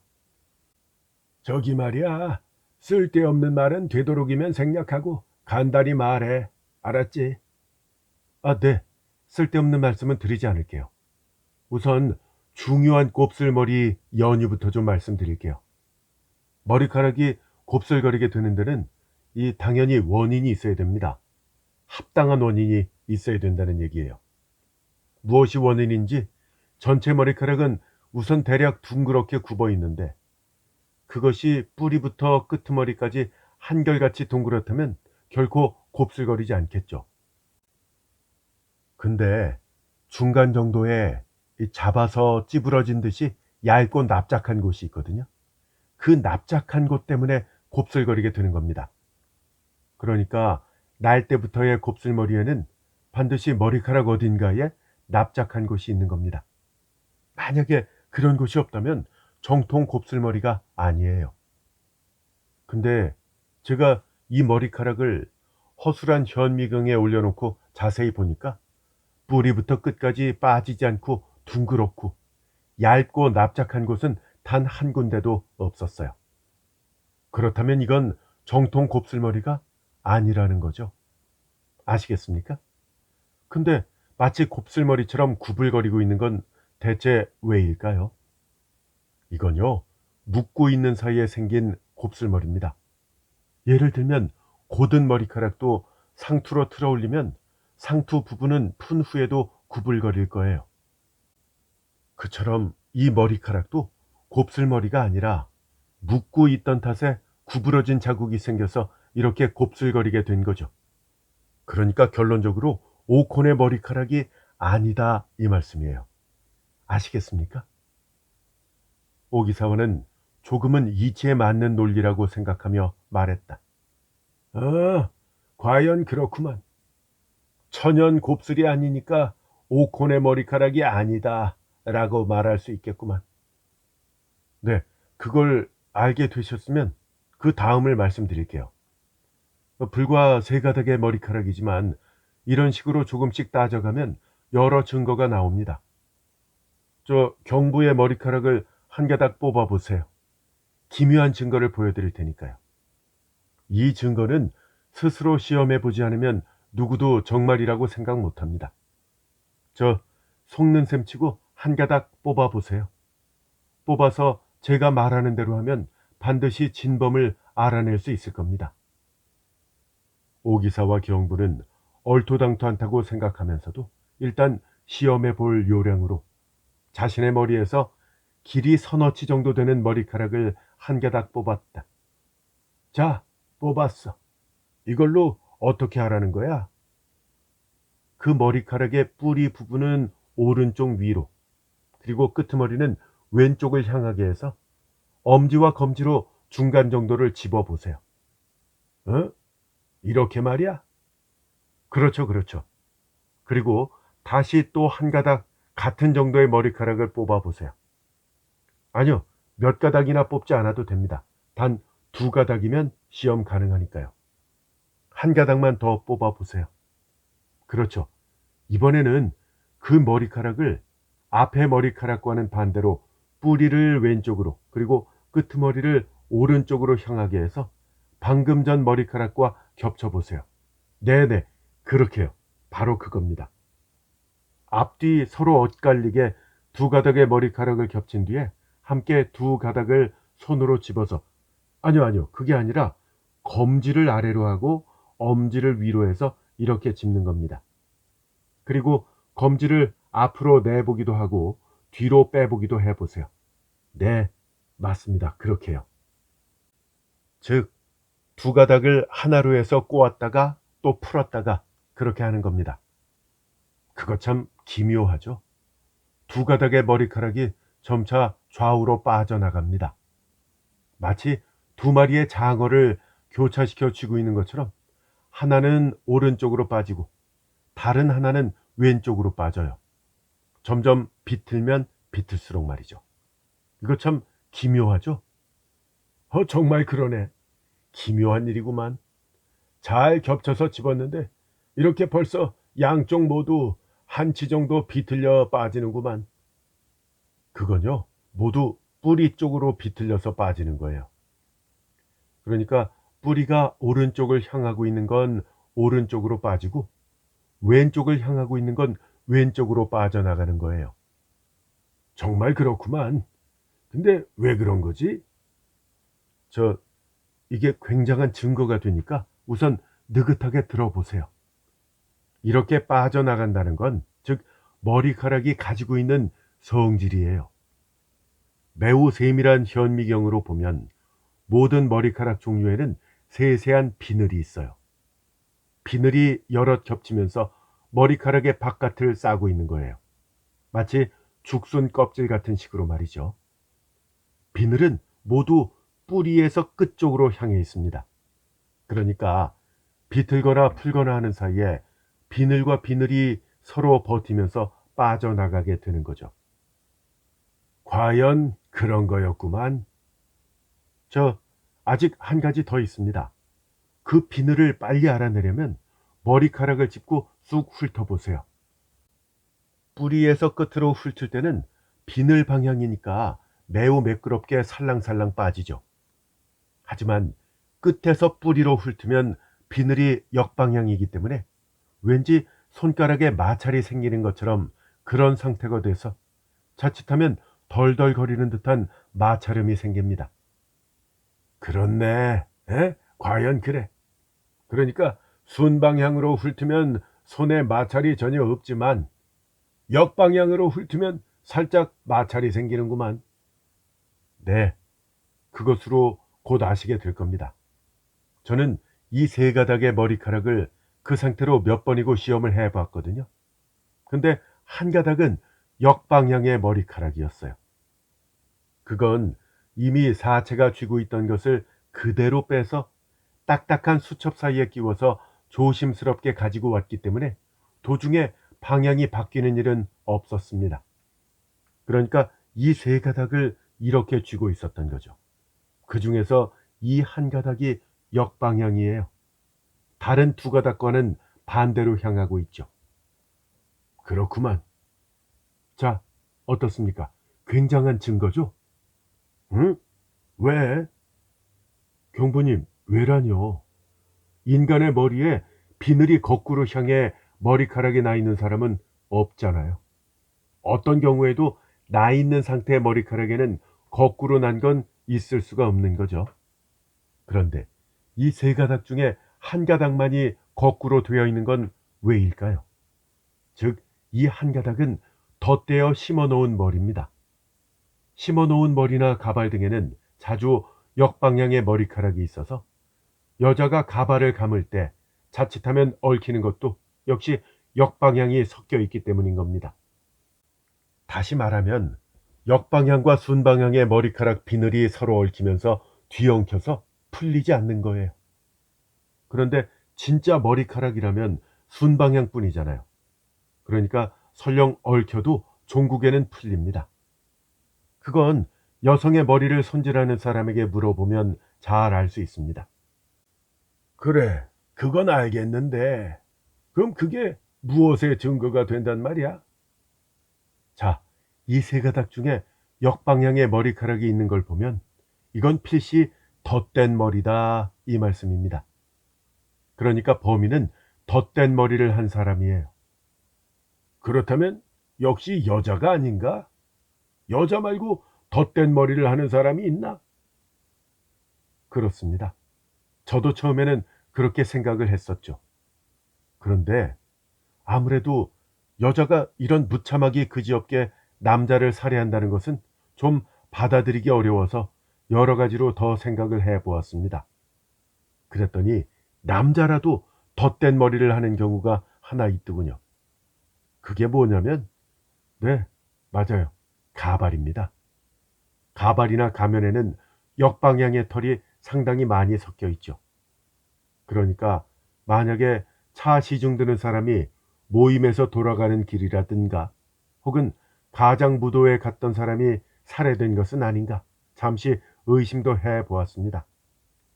하지만 오쿠마 백작이 강경주의를 취하고부터는 가장부도에는 완전히 사라졌잖아요. 그리고 차 시중 드는 사람도 요즘은 별로 없고요. 게다가 역방향이 아닌 남은 두 가닥을 잘 살펴보니까 뿔이 있는 곳이 가면이나 가발에서 뽑힌 것이 아니라 완전히 머리에 나 있는 것을 뽑은 거예요. 그건 뿌리가 붙어 있는 것을 보면 알 수 있죠. 특히 또 하나 전혀 납득이 되지 않는 것이 이 곱슬거리는 정도예요. 그러니까 천연의 곱슬머리가 아니라 애초에 틀어 올려서 굽은 것이거든요. 그럼 어떤 머리카락을 틀어 올리면 이렇게 곱슬거리는 상태가 될까요? 그래서 숙소로 찾아오는 그 머리 손질하는 사람 있잖아요. 그 사람한테도 물어봤거든요. 근데 아무래도 모르겠다는 거예요. 그래서 이제 전혀 모르겠다, 정말 모르겠어 하면서 잘 생각해 보니까 있었어요. 이처럼 머리카락이 곱슬거리게 되는 틀어 올리는 경우가 말이죠. 경부님, 어떻습니까? 이런 곱슬머리는 결코 다른 데 있는 게 아니에요. 진화인, 즉 중국인입니다. 틀림없이 중국인의 머리카락이에요. 오기사와 경부는 잠시 멍하니 눈을 뜨고 있다가 또 잠시 생각하고 말했다. 그렇다면 진화인이 죽였다는 건가? 네, 진화인이 죽였기 때문에 굉장한 사건이라는 겁니다. 본래 단지 살인이라는 정도의 죄입니다만 진화인이라면 나라와 나라의 문제로 번질 수 있잖아요. 경우에 따라서는 일본 정부로부터 진화 정부에 하지만 아직 진화인이라는 증거가 충분하지 않은 것 아닌가? 이 정도로 증거가 충분치 않다고 하시면 안 되죠. 무엇보다도 범인이 남잔지 여잔지 생각해 보세요. 예의 그 상처로 보면 죽고도 남을 정도로 싸웠다는 건데 범인이 여자라면 그 정도 싸우는 중에 벌써 남자한테 칼을 빼앗겨서 거꾸로 살해되었을 겁니다. 또 등에 난 상처는 도망친 증거예요. 상대가 여자라면 쉽사리 도망칠 수 없습니다. 더욱이 또 여자는 아니 여자라는 건 논리에 맞지 않아. 게이샤 시중 들던 남자가 살해된 예도 있지만 그건 기습적인 살인이었고 이번의 상처는 결코 기습이 아니라 상당히 싸운 거잖아. 그러니까 아무래도 남자임에 틀림없다고. 그러면 남자라고 한다면 누가 한청 남짓의 머리를 기르고 있었을까요? 변호사 중에는 있다는 얘기도 있습니다만 그건 논외의 문제고요. 또 상투머리도 있긴 하지만 이 곱슬머리를 좀 보세요. 구불거리고 있는 곱슬 상태. 변호사나 작년의 사내와 같은 산발머리에는 물론 이런 곱슬이 없죠. 상투머리라고 해도 마찬가지고 유일하게 이런 곱슬머리가 있는 건 진화인이 틀림없습니다. 진화인의 머리는 아시다시피 세 갈래로 나눠서 끈으로 묶잖아요. 풀어서 김을 쐬서 곱슬거리는 상태를 펴지 않는 한 이런 상태의 곱슬머리가 되는 겁니다. 뿌리부터 끝까지 규칙적으로 구부러져 있는 걸 좀 보세요. 그리고 진화인 외에는 남자면서 덧댄 머리를 하는 자는 결코 없어요. 진화인은 덧대는 머리를 할 뿐만 아니라 그걸로 부족하면 실을 넣기도 하죠. 이 덧댄 머리로 보나 곱슬기로 보나 이것이 진화인이 아니라면 저는 사직할 겁니다. 어떠세요? 진화인이라고 생각하지 않습니까? 오기사와는 일단 일리가 있다고 느꼈다. 또 자신의 머리카락을 살펴보아도 정말로 오토모의 말대로였다. 과연 일리가 있네. 일리가 있다고 하셨는데 그럼 경부님도 이제 반신반의까지는 오셨다는 얘기네요. 경부님이 반신반의라면 다 된 겁니다. 저도 여기까지 생각을 해내고도 반신반의였거든요. 그런데 나중에 점점 확실한 증거가 나오게 돼서 드디어 모든 정황상 진화인이 범인이라고 생각이 모아진 겁니다. 그리고 지금은 아까 말씀드린 대로 거주지와 이름까지 알고 있고요. 게다가 살해한 원인까지 대충 파악했습니다. 그것도 숙소의 2층에서 한 발짝도 밖으로 나가지 않고 추리해낸 겁니다. 그래? 그럼 범인의 이름부터 좀 말해주면 좋겠는데. 아니요. 이름을 먼저 말해버리면 경부님이 끝까지 듣지 않으실 거예요. 그러니까 우선 들어봐 주세요. 이제부터는 상처에 대해서 말씀드릴게요. 먼저 그 등에 있는 칼자국 상처인데 이건 의심할 필요도 없죠. 대체로 살인에는 칼이 많이 사용되니까 우선 당연한 것으로 치부하고 여하튼 이상한 것은 정수리의 상처입니다. 의사는 망치로 두드린 것이라고 하는데 단임하다는 그 전에 머리 장식 같은 것에 찔렸을 거라고 의심하고 있어요. 하지만 둘 다 틀린 겁니다. 무엇보다도 먼저 둥그렇게 패인 곳을 눈여겨보아야 합니다. 망치로 때렸다면 머리가 깨져도 반드시 부어오르죠. 결코 언제까지나 패어 있지는 않거든요. 그런데도 그 상처가 실제로 패어 있는 것은 왜일까요? 그것은 바로 그 정도 크기의 둥그런 것이 머리에 닿은 채로 적어도 5분 이상은 그곳을 누르고 있었다는 겁니다. 그런 사이에 숨은 끊어지고 출혈이 있어서 부어오를 만큼의 기력이 없어진 거예요. 기력이 없어진 다음에 그 둥그런 것을 떼어냈기 때문에 패인 채로 남아있는 거죠. 자, 그렇다면 그 둥그런 것은 뭘까요? 왜 그렇게 긴 시간 동안 머리를 압박하고 있었을까요? 이게 좀 납득이 잘 안 되는 점인데요. 하지만 생각해 보면 간단합니다. 그 설명은 우선 논리학의 귀납법에 따라 가설부터 먼저 말씀드릴게요. 이 싸움은 진아인 집의 높은 2층에서 일어났어요. 한쪽이 도망가는 것을 뒤에서 두세 번 쫓아가면서 칼로 찔렀죠. 하지만 조용히 앉아있는 것과는 달라서 아무래도 잘 찔러지지 않았던 것 같아요. 그래서 등에 이 세로 상처가 몇 개나 있는 겁니다. 한쪽은 도망가고 한쪽은 쫓는 사이에 계단 있는 곳까지 쫓아왔을 때 죽을 힘을 다해서 그 외 궁지에 몰린 쥐가 고양이를 잡아먹는다는 말처럼 뒤돌아서서 머리카락을 잡으려고 한 겁니다. 그런데 슬프게도 진아인의 머리는 앞쪽을 밀어버리니까 잘 잡히지 않고 겨우 손가락 끝에 4-5 가닥 쥐인 겁니다. 그 사이에 벌써 진아인의 긴 손톱으로 숨통이 꽉 잡히고 또 미간이 한 군데 찢겨져서 욱하며 뒤로 쓰러진 거죠. 그 바람에 4-5 가닥의 머리카락은 손가락에 걸린 채로 빠져서 술술 꼬리 같은 끈이 닿은 순간 덧댄 머리는 뿌리가 없으니까 간단히 빠져서 손에 걸린 거죠. 쓰러진 아래는 계단이라 덜컹덜컹 머리와 등 또 허리 주변을 강하게 때리면서 머리가 먼저 굴러 떨어지고 떨어진 아래에 마침 둥그런 것이 있어서 그 위에 쿵 하고 머리를 부딪혀 몸의 무게와 떨어지는 속도가 있어서 우지직 패인 겁니다. 위에서 혈안이 돼서 내려와 일으켜 세울 때까지는 얼마간의 시간이 걸렸을 거예요. 그 사이에 피는 멈추고 부어오를 만큼의 기력도 없어진 겁니다. 등에서 허리에 걸쳐 시퍼렇게 두들겨 맞은 흔적이나 벗겨진 상처가 있는 건 계단 때문이고요. 머리에 패인 자국이 있는 건 둥그런 것 때문인 겁니다.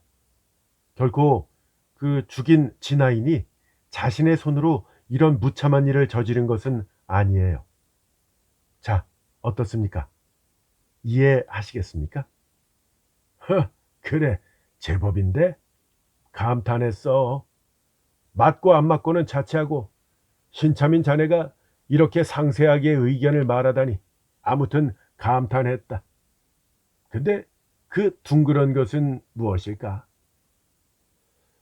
이래저래 생각을 좀 해봤는데요. 다른 게 아니라 아이들이 돌리는 팽이 아닐까요? 팽이니까 철 심대가 비스듬히 위로 향해 있었던 거죠. 그 증거는 못을 박아 넣은 듯한 깊은 구멍이 패인 곳 한가운데 있는 겁니다. 하지만 머리가 그 심대 구멍 때문에 깨졌을 텐데. 아니요. 그의 머리는 팽이 때문에 깨진 것이 아니에요. 사실은 아래로 떨어지기 전에 계단에서 깨진 겁니다. 팽이는 단지 패이게 한 것뿐이에요. 그래? 과연 그럴까? 전적으로 그렇죠. 저 기왕에 팽이 이야기가 나왔으니까 하는 말인데, 이 진아인에게는 7, 8세 이상 또 12, 3세 이하의 아이가 있다는 겁니다. 그게 맞다면 그렇겠구만. 이 증거는 이 정도로 해놓고 다시 머리카락 이야기를 할게요. 저는 처음에 천연 곱슬머리가 아니라는 걸 알았지만 여전히 만약의 경우에 대비해서 뜨거운 김으로 펴볼 셈으로 이 한 가닥을 쇠주전자 입구에 대고 나오는 김에다가 쬐었어요. 그러자 너무나 뜻밖의 사실을 발견했습니다. 실은 그 범인의 이름까지 알게 됐다고 하는 것도 모두 다 그 발견 덕택입니다. 그 발견이 없었다면 아마도 이름까지 알기는 쉽지 않았을 거예요. 오 기사와도 이제는 열심히 듣게 되었고 조금 다그치듯이 말했다. 그래? 무슨 발견인데 그래? 에? 자, 바로 말씀드릴게요. 쇠주전자 입구에 갖다 대니까 이 머리카락에서 검은 액체가 나왔어요. 의아하게 생각돼서 잘 살펴보니까 과연 어땠을까요? 경부님, 이 머리카락은 사실은 백발이에요. 백발을 이처럼 염색을 한 겁니다. 염색하고 나서 한 일주일 정도 지난 걸로 보이는데 그 사이에 0.05cm 정도 자랐어요. 자, 이거 보세요. 뿌리 쪽은 자란 만큼 다시 흰머리가 되어 있죠. 과연 흰머리로구만. 잘 보니까 이 백발을 염색한 거였네. 그렇다고 하면 노인이란 말인가? 네, 저도 처음에는 노인이라고 짐작을 했는데요. 더 생각해 보니까 우선 노인은 몸도 쇠약하고 일체의 정욕이 약해지는 대신에 용서하는 마음은 강해지잖아요. 그러니까 사람을 죽일 정도의 화도 내지 않죠. 설령 화를 낸다고 해도 힘이 부족하니까 젊은 사람을 방 여기저기 쫓아다니는 건 불가능합니다. 그것도 맞는 말이네. 그러니까 이건 그 정도의 노인은 아니라는 거죠. 40살이 채 안 돼서도 백발이 되는 사람은 꽤 있어요. 이 사람도 그런 종류일 겁니다. 나이가 젊지 않다면 그토록 인색한 진아인이라는 걸 생각해 보세요. 구두쇠가 무엇 때문에 백발을 염색하겠어요? 나이에 맞지 않게 백발이 있으니까, 자세히 보면 볼품 없으니까 어쩔 수 없이 염색한 것이겠죠. 이거 감복했는데? 실로 감복했어. 대단해. 자, 이제부터 뒤는 바로 알 수 있어요. 진아인 가운데 팽이를 가지고 놀 정도의 아이가 있고 나이에 맞지 않게 백발이 있어서 백발을 염색하고 있는 이런 진아이는 결코 둘도 없습니다. 그렇지, 그렇고 말고. 근데 자네는 진작부터 그 진아인을 알고 있던 거였나? 아니요, 몰랐습니다. 완전히 머리카락으로만 추리한 거예요. 그렇지만 머리카락으로 이름을 알 수가 없잖아. 네, 머리카락만으로는 알 수가 없죠. 그래서 이름은 또 별도로 계략을 세웠습니다. 어떤 계략인데? 아, 그게 이야기거리니까 그걸 말씀드리기 전에 우선 경부님께 들려드리고 싶은 게 있어요. 지금까지 제가 설명드린 부분에 뭔가 의심 가는 곳이 있습니까? 만약 있다면 그걸 빠짐없이 설명한 이후에 그 계략과 이름을 말씀드릴게요. 글쎄, 지금까지는 딱히 의심스러운 것은 없었는데, 아니야, 잠깐만 기다리게. 나는 이 살인의 원인을 잘 모르겠네. 담임하다가 말한 대로 싸움에서 벌어진 사건일까? 아니면, 아니요, 싸움이 아닙니다. 전적으로 원한 때문이에요. 원한이 틀림없습니다. 담임하다는 그 상처가 많이 나 있다는 사실 하나에 눈이 멀어서 우선 많은 사람이 죽였다고 생각을 했어요. 그러니까 그게 벌써 잘못된 추리의 시작인 거죠. 사실 많은 사람이 낸 상처라면 싸웠다고 말할 도리밖에 없거든요. 하지만 이건 결코 많은 사람이 그런 게 아닙니다. 방금 전에도 말씀드렸듯이 피해자가 도망다닌 것과 계단에서 떨어졌기 때문에 상처가 여러 군데 난 거예요. 역시 1대1 싸움인 거죠. 많은 사람을 상대로 했다는 증거는 하나도 없으니까요. 그렇다면 원한이라는 증거는 있나? 그 증거가 상당히 복잡한 이야기예요. 사실 그거는 저도 충분히는 잘 모릅니다. 단 원한이라는 걸 알아냈기 때문에 그 밖에 자세한 내용은 당사자에게 들을 수밖에 없죠. 우선 원한이라고 말할 만한 이치를 설명해 드릴게요. 이렇게 말하면서 오토모는 손바닥에 땀을 닦아냈다. 오토모는 땀을 닦아내고 말을 이었다. 우선 눈여겨볼 것은요, 살해당한 남자가 소지품을 하나도 가지고 있지 않다는 사실입니다. 경보님을 비롯해서 대개 사람들이 이거는 그 살해범이 들통날 것을 막기 위해서 감춰버린 것이다 라고 하시잖아요. 근데 결코 그런 게 아닙니다. 만약에 그 정도로 빈틈없이 신경 쓸 녀석이라면 자신의 머리카락이 뽑혔다는 걸 필시 알아챘을 거예요.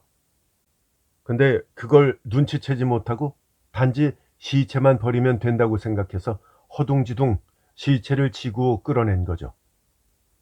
그렇구만. 소지품을 감출 정도면 과연 머리카락도 버렸을 게야.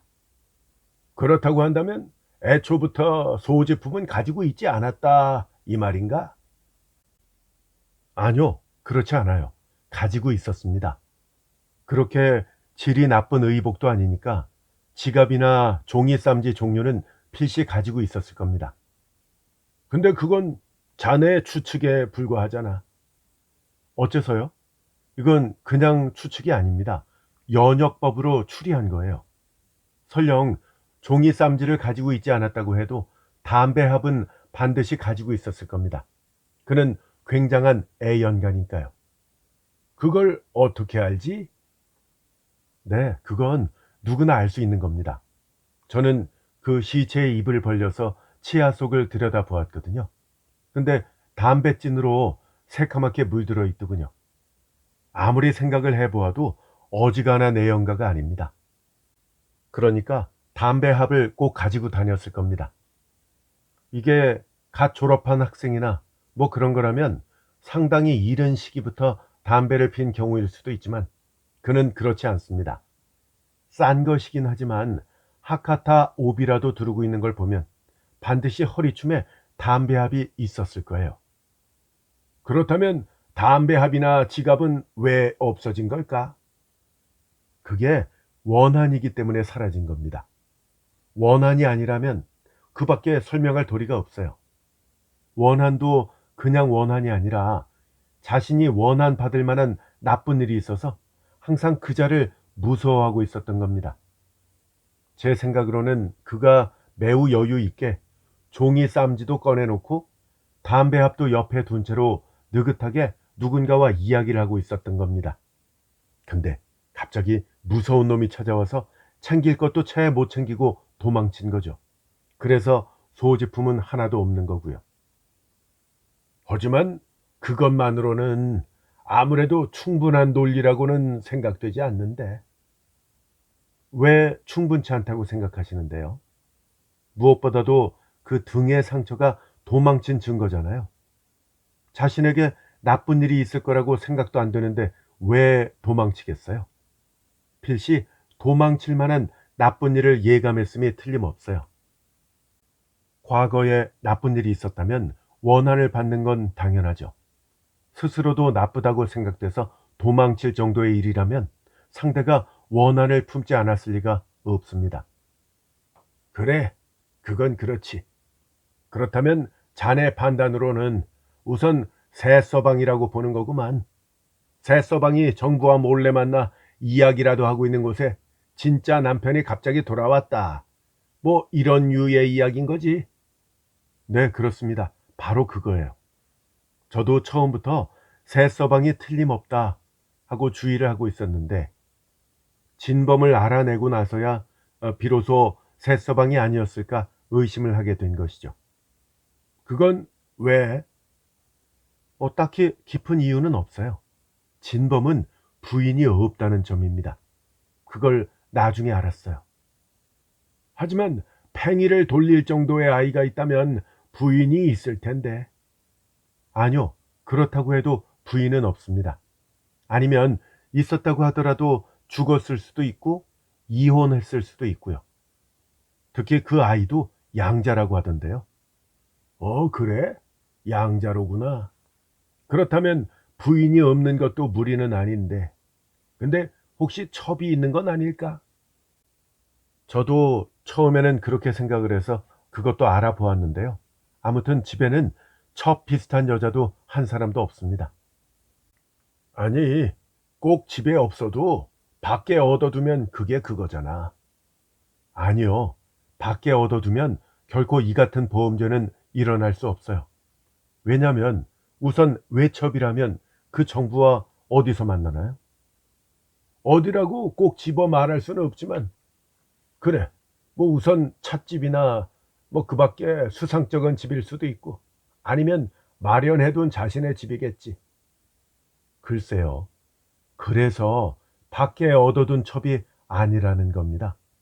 우선 찻집이나 수상쩍은 집이라면 그 정도의 살인이 일어났다면 어땠을까요?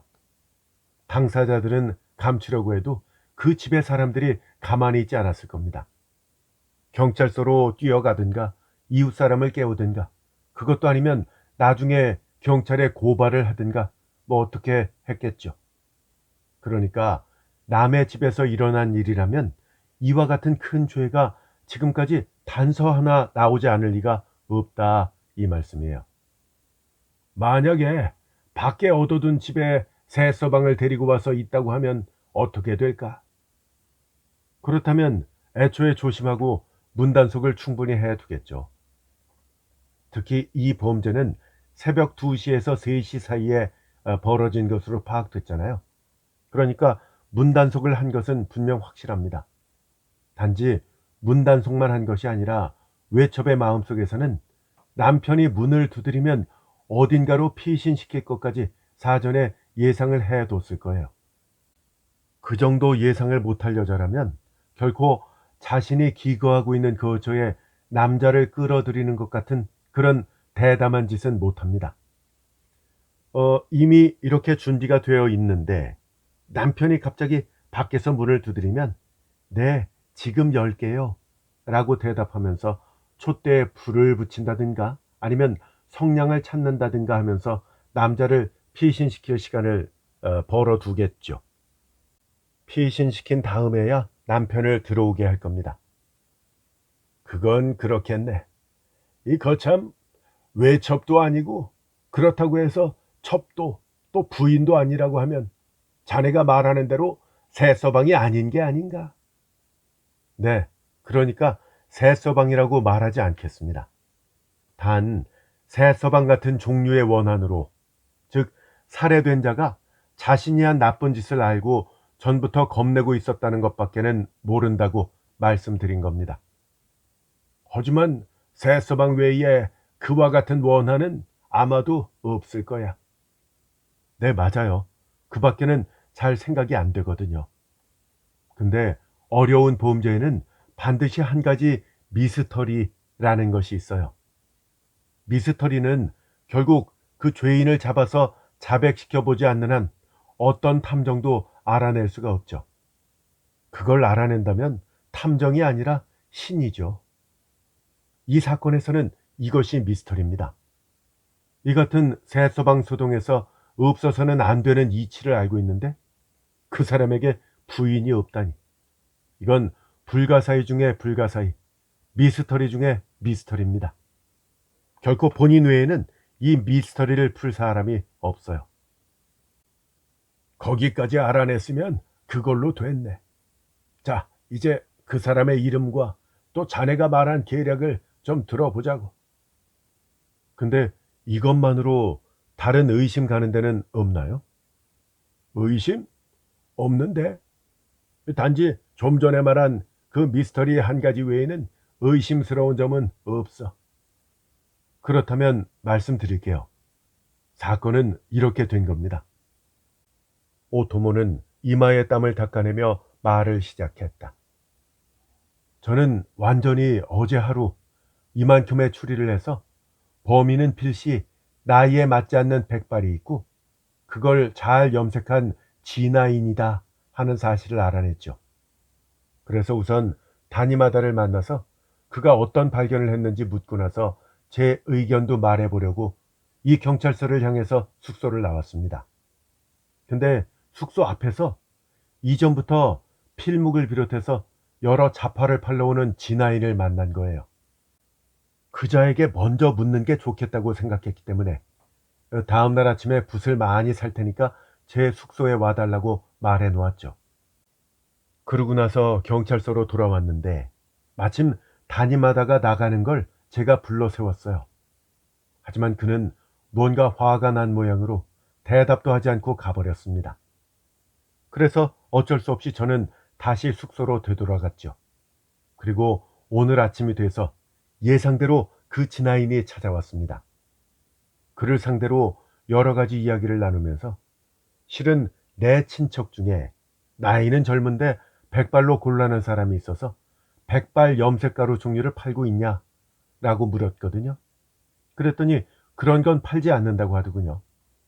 그러면 제조법이라도 알고 있지 않냐?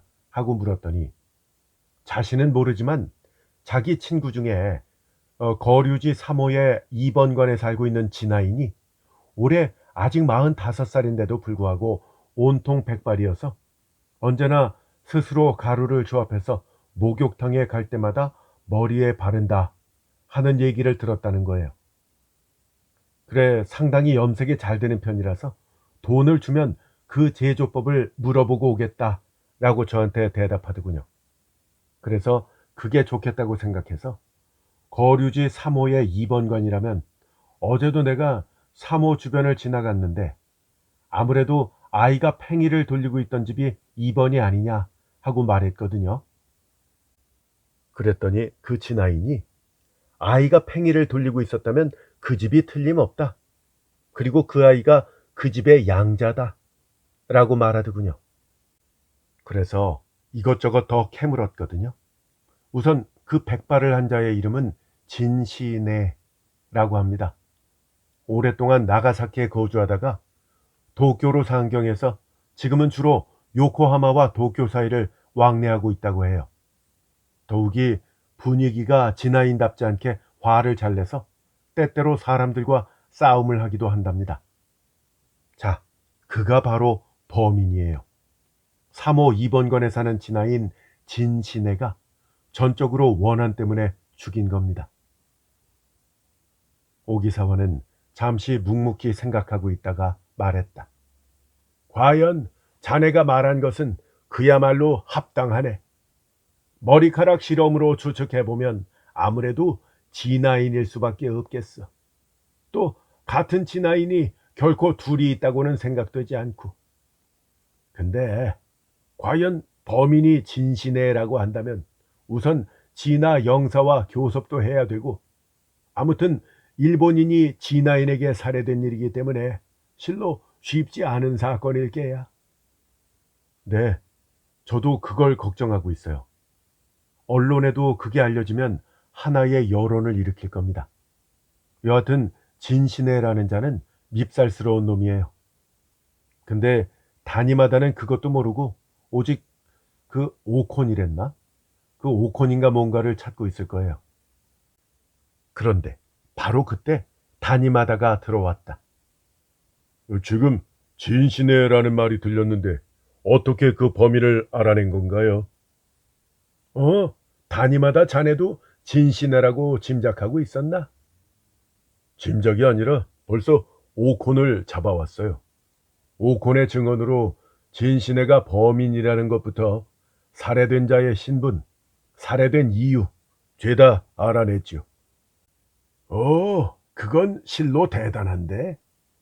물론 단위마다도 굉장하지만 오토모도 정말 대단하구만. 에? 오토모가 왜 대단하다는 겁니까? 단위마다가 말한 대로 오콘의 진술로도 이 사건의 큰 의심의 덩어리는 완전히 풀렸다. 지금 오콘이 오기사와 경부의 신문에 대답하는 내용을 여기에 기록한다. 오콘은 나가사키에서 태어나 17살 때 유곽에 들어가서 많은 서양인과 진화인 등을 손님으로 맞이해 왔다고 한다. 그런데 이윽고 어떤 사람에게 팔려 상하이로 보내졌다. 상하이에서 같은 일을 하는 사이에 오콘을 깊게 사랑하기 시작한 사람이 진시네라는 진화인이었다.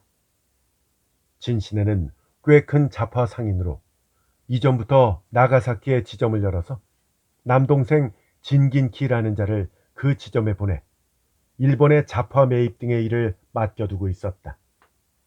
그런데 동생 긴키는 아무튼 방종하고 악행이 많아서 특히 지점의 돈을 유용해버리고 형인 시네에게는 한 푼도 보내지 않아 시네는 직접 나가사키로 건너가려고 생각하고 있었다.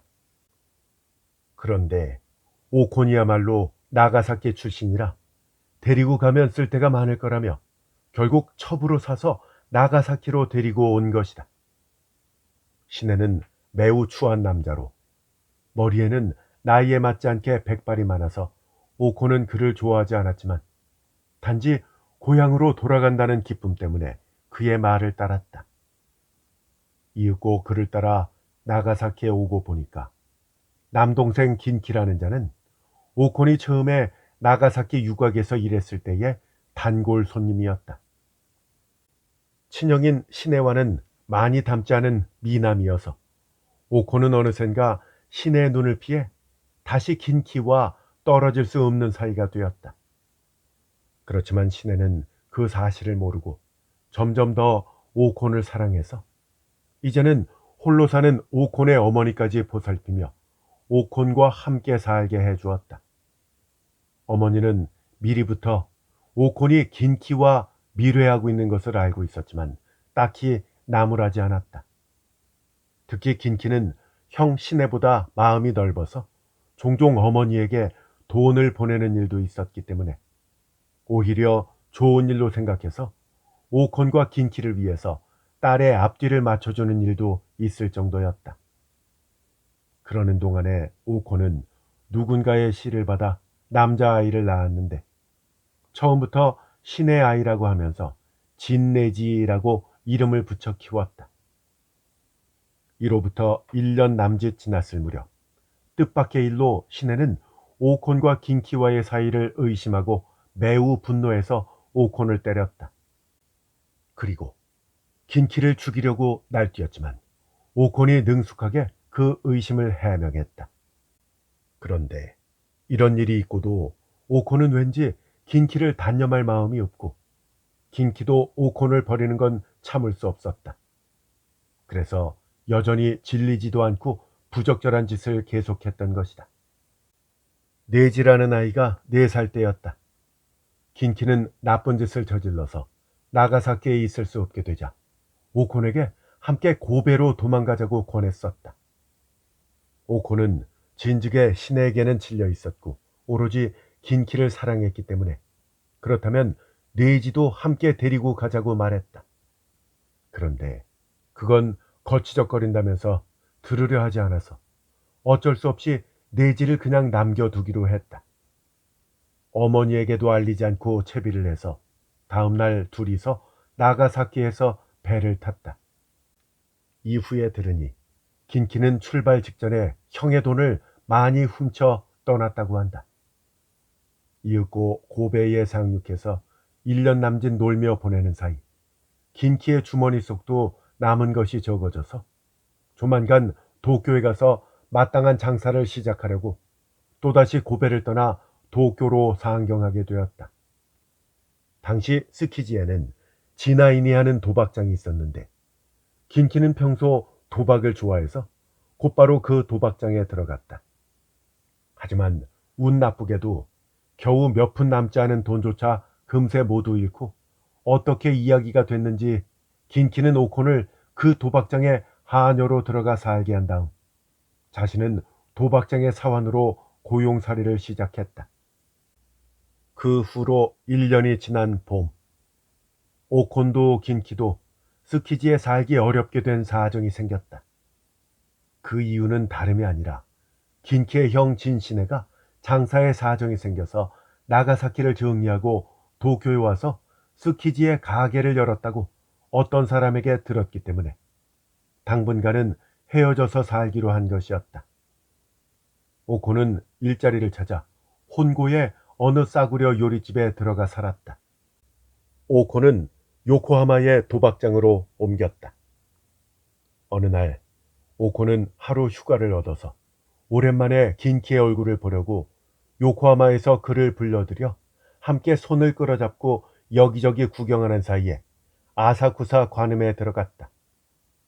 그런데 생각지도 않게 구경하던 가게 주변에서 오콘, 오콘 하면서 부르는 소리가 뒤에서 들렸다.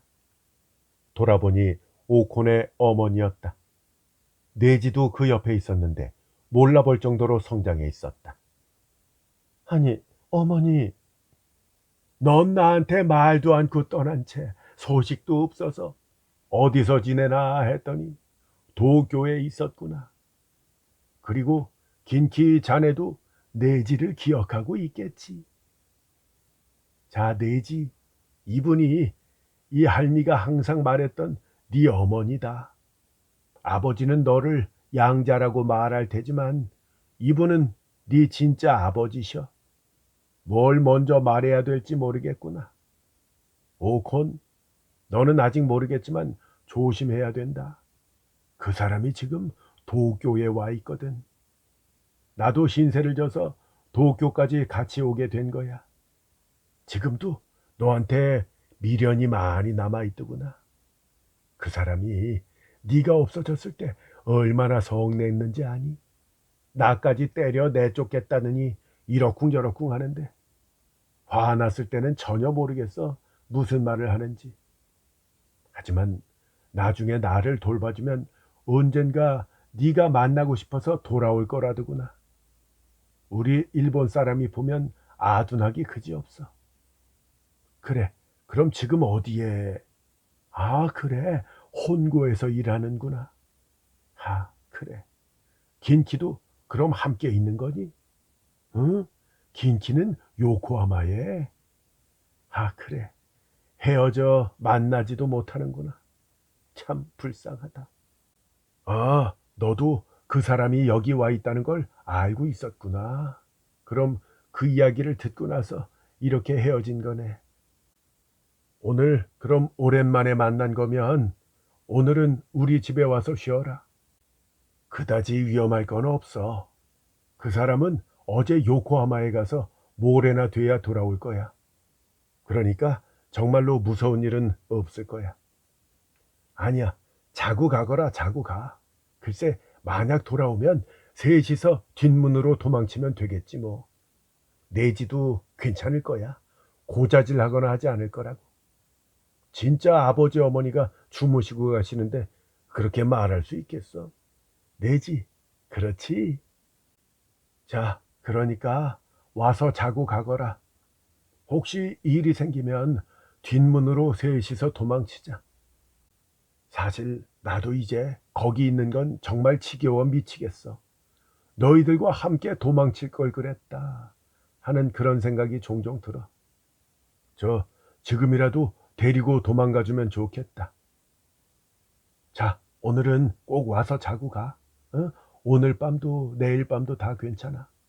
아니야, 한 달에 두세 번은 집을 비우거든. 요코하마에 가니까 부재 중에는 얼마나 조용하고 좋은데. 이제부터 그런 때는 잊지 않고 편지할 테니까 꼭 와서 자고 가. 2층이 널찍하니까 꼭 오라고. 와, 응? 알겠지? 올 거지? 어머니는 혼자서 떠들어대면서 그만둘 기색이 없어 보여 오콘도 긴키도 마침내 자고 가기로 했다. 이날 밤은 대담하게도 스키지 진신의 집에 가서 널찍한 2층에서 자고 다음날 밤도 또 묵고 그 다음날 아침이 되어 내지에게는 절대 말하지 않도록 이르고 돌아갔다. 그 이후에도 시내가 부재 중일 때마다 반드시 전날 어머니로부터 오콘에게 연락이 오기 때문에 오콘은 요코하마에서 긴키를 만나 자러 갔다. 만약 어머니와 내지만 없다면 오콘은 이런 위험한 곳에 발을 들여놓을 턱이 없지만 오콘 같은 박복한 여자에게도 어머니는 그립고 아이는 사랑스러웠다. 하나는 어머니에 대한 그리움에 이끌려 하나는 아이의 사랑스러움에 이끌려서 그러니 부재 전날에 알 수 없어서 긴키를 불러들일 팀이 없을 때는 오콘 혼자 갈 때도 있었다. 그해 가을부터 이듬해 봄까지 거기 가서 자고 온 횟수가 약 15번이나 될 정도였다. 올여름 초에 오콘은 일하는 곳을 너무 자주 비우다가 해고를 당해서 마미치의 얼음가게에 들어가 일하게 되었다. 7월 4일 아침 어머니한테서 편지가 왔다. 그 사람이 오늘 오후 5시 기차로 요코하마에 간다. 모레까지 돌아오지 않을 것이 확실하니까 왔다 가거라. 기다리고 있을게. 오코는 얼마 동안 긴키와 만나지 못한 그리움을 견딜 수 없어서 즉시 요코하마에 엽서를 보냈다. 오후 4시경에 긴키가 와서 바로 집을 나서기에는 조금 시간이 이르니까 어디서 저녁이나 먹고 술도 좀 마시자며 시간을 보내다가 이윽고 스키지에 도착한 것은 밤 10시쯤이 된 때였다. 곧바로 시내 집에 들어가서 어머니와 잠시 대화를 한 뒤에 여느 때처럼 긴키와 함께 2층에 올라가서 한숨 자고 오코는 새벽 2시경에 한번 잠을 깼다. 일어나 보니 긴키도 일어나 있었다. 오콘, 오늘 밤은 왠지 상서롭지 못한 일이 일어날 것 같아. 난 이제 돌아가야 되겠어. 이렇게 말하며 벌써 잠옷을 벗고 의복을 갈아입고 하울이 등을 걸친 뒤 베개 머리맡에 바로 앉으니 오콘이 이상하게 여겨 물었다. 뭐가 그렇게 상스럽지 못한데요? 돌아가다니요. 지금 이 시각에 어디로 돌아가요? 지금 새벽 2시예요. 어디라도 상관없어. 이 집에서 자고 있을 수는 없으니까. 왜요? 조금 전부터 잠이 깨 있는데 도둑이라도 들었는지 벽장 속에서 이상한 소리가 나. 저기 저쪽 도코노마에 있는 담배합과 종이 쌈지를 좀 집어줘. 뭐라고요? 도둑이 들었을 리 없잖아요. 혹시 모르니까 확인은 해볼게요. 오코는 이렇게 말하면서 일어나 뒤에 벽장문을 열었는데 이게 어찌 된 일인가? 속에서 한 사람이 자고 있는 것이 아닌가? 오코는 놀라 아니 라고 말하며 그 문을 닫아버리자 자고 있던 사람이 이 소리에 잠이 깬 건지 문을 활짝 열고 날뛰듯이 뛰어나왔다. 자세히 보니 이 사람은 긴키의 형인 진시네였다. 그제서야 알고 보니까 시네는 아들 네지한테서 요즘 오콘이 긴키와 함께 자신이 없을 때 집으로 자러 온다는 것을 알아내고는 반신반의로 오늘 밤은 사실 여부를 확인하려고 한 것이다. 이틀 숙박으로 요코하마에 간다고 집을 나서는 척 가장한 다음 해가 지기 전에 이 벽장에 숨어 있었던 것이다. 그러다가 밤 10시경까지도 오콘과 긴키가 오지 않아서 지쳐서 잠이 든 것이다. 특히 서양식 문이 달린 벽장 안에 꽉 갇혀 있다 보니까 문을 여는 소리도 잘 들리지 않아서 잠이 깨지 않고 있었던 것이다. 오콘은 시내가 뛰어나오는 것을 보고 구르듯이 2층을 내려갔는데 긴키는 과연 남자답게 괜히 도망만 쳤다가 나중에 증거가 될 만한 소지품 등을 남겨둬서는 아무런 소용이 없다고 생각했는지 도코노마 쪽으로 뛰어가려고 했다. 그런데 그새 벌써 뒤쪽에서 날아든 칼에 등을 베이고 말았다. 오코는 그때까지는 슬쩍 보고만 있었는데 그 뒷일은 어떻게 되든 말든 이렇게 들통나고 보니까 어머니는 불러들인 죄가 있어서 나중에 자신보다 더 혹독한 꼴을 당하지 않을까 싶어서 놀라 갈팡질팡하고 있었다. 그러다가 어느 틈엔가 어머니 손을 잡고 뒷문으로 곧장 도망쳤다. 오코는 아자부 외곽에서 이전부터 함께 일했던 여자가 싸구려 여관의 안주인이 되었다는 것을 알고 있었기 때문에 그곳으로 통과하는 차를 타고 의지할 마음으로 찾아갔다. 연유는 전혀 밝히지 않고 하룻밤을 청했는데 아침에 밝은 뒤에도 이 주변은 살인사건의 이야기도 들리지 않았다. 오코는 그저 긴키가 살해된 건지 어떤지 그 처지가 걱정될 뿐이었다. 그러나 딱히 방도도 없어서 어떻게 해서든 이후의 처신을 어떻게 해야 할지 결정하려고 궁리를 하고 있었다. 그러면서 또 하룻밤을 묵었는데 오늘 오후 1시 넘어 단위마다 경감이 찾아와 여러 가지를 신문한 것이다. 본래 자기에게는 죄라 할 만한 것이 있다고도 생각되지 않아서 있는 그대로를 다 밝히고 이렇게 어머니와 함께 끌려온 것이다. 이상의 이야기를 다 듣고 오기사와 경부는 잠깐 생각한 다음에 말했다. 그렇다면 누가 살해당한 건가? 오코는 대답했다. 살해당한 것이 누군지 그것까지는 잘 모르겠는데요. 아마 긴키가 아닐까 생각합니다. 그래? 긴키가? 근데 긴키는 어떤 모습을 하고 있었는데? 긴키는 나가사키에 있을 때부터 일본인처럼 하고 있었어요. 그저께는 감색 세로줄무늬 호도새, 니타코 줄무늬 하오리를 입고 하카타 오비를 메고 있었어요. 그래? 그랬구만. 머리 모양은 어땠나? 머리는 산발이에요. 얼굴에 뭔가 표식이라도 있나? 왼쪽 눈 밑에 사마귀가 있어요. 이렇게 해서 의심의 덩어리는 풀렸다. 살인범은 진아인 진시내고 살해당한 피해자는 그의 동생 진긴키이다. 조금도 일본 경찰이 관여할 바가 아니다. 다만 혹시 몰라 진아 영사에게까지 알리고 영사관에서 조사를 하니까 시내는 갑자기 가게를 정리하고 사건 당일 오후 요코하마를 출항하는 영국배를 타고 상하이로 떠났다고 한다.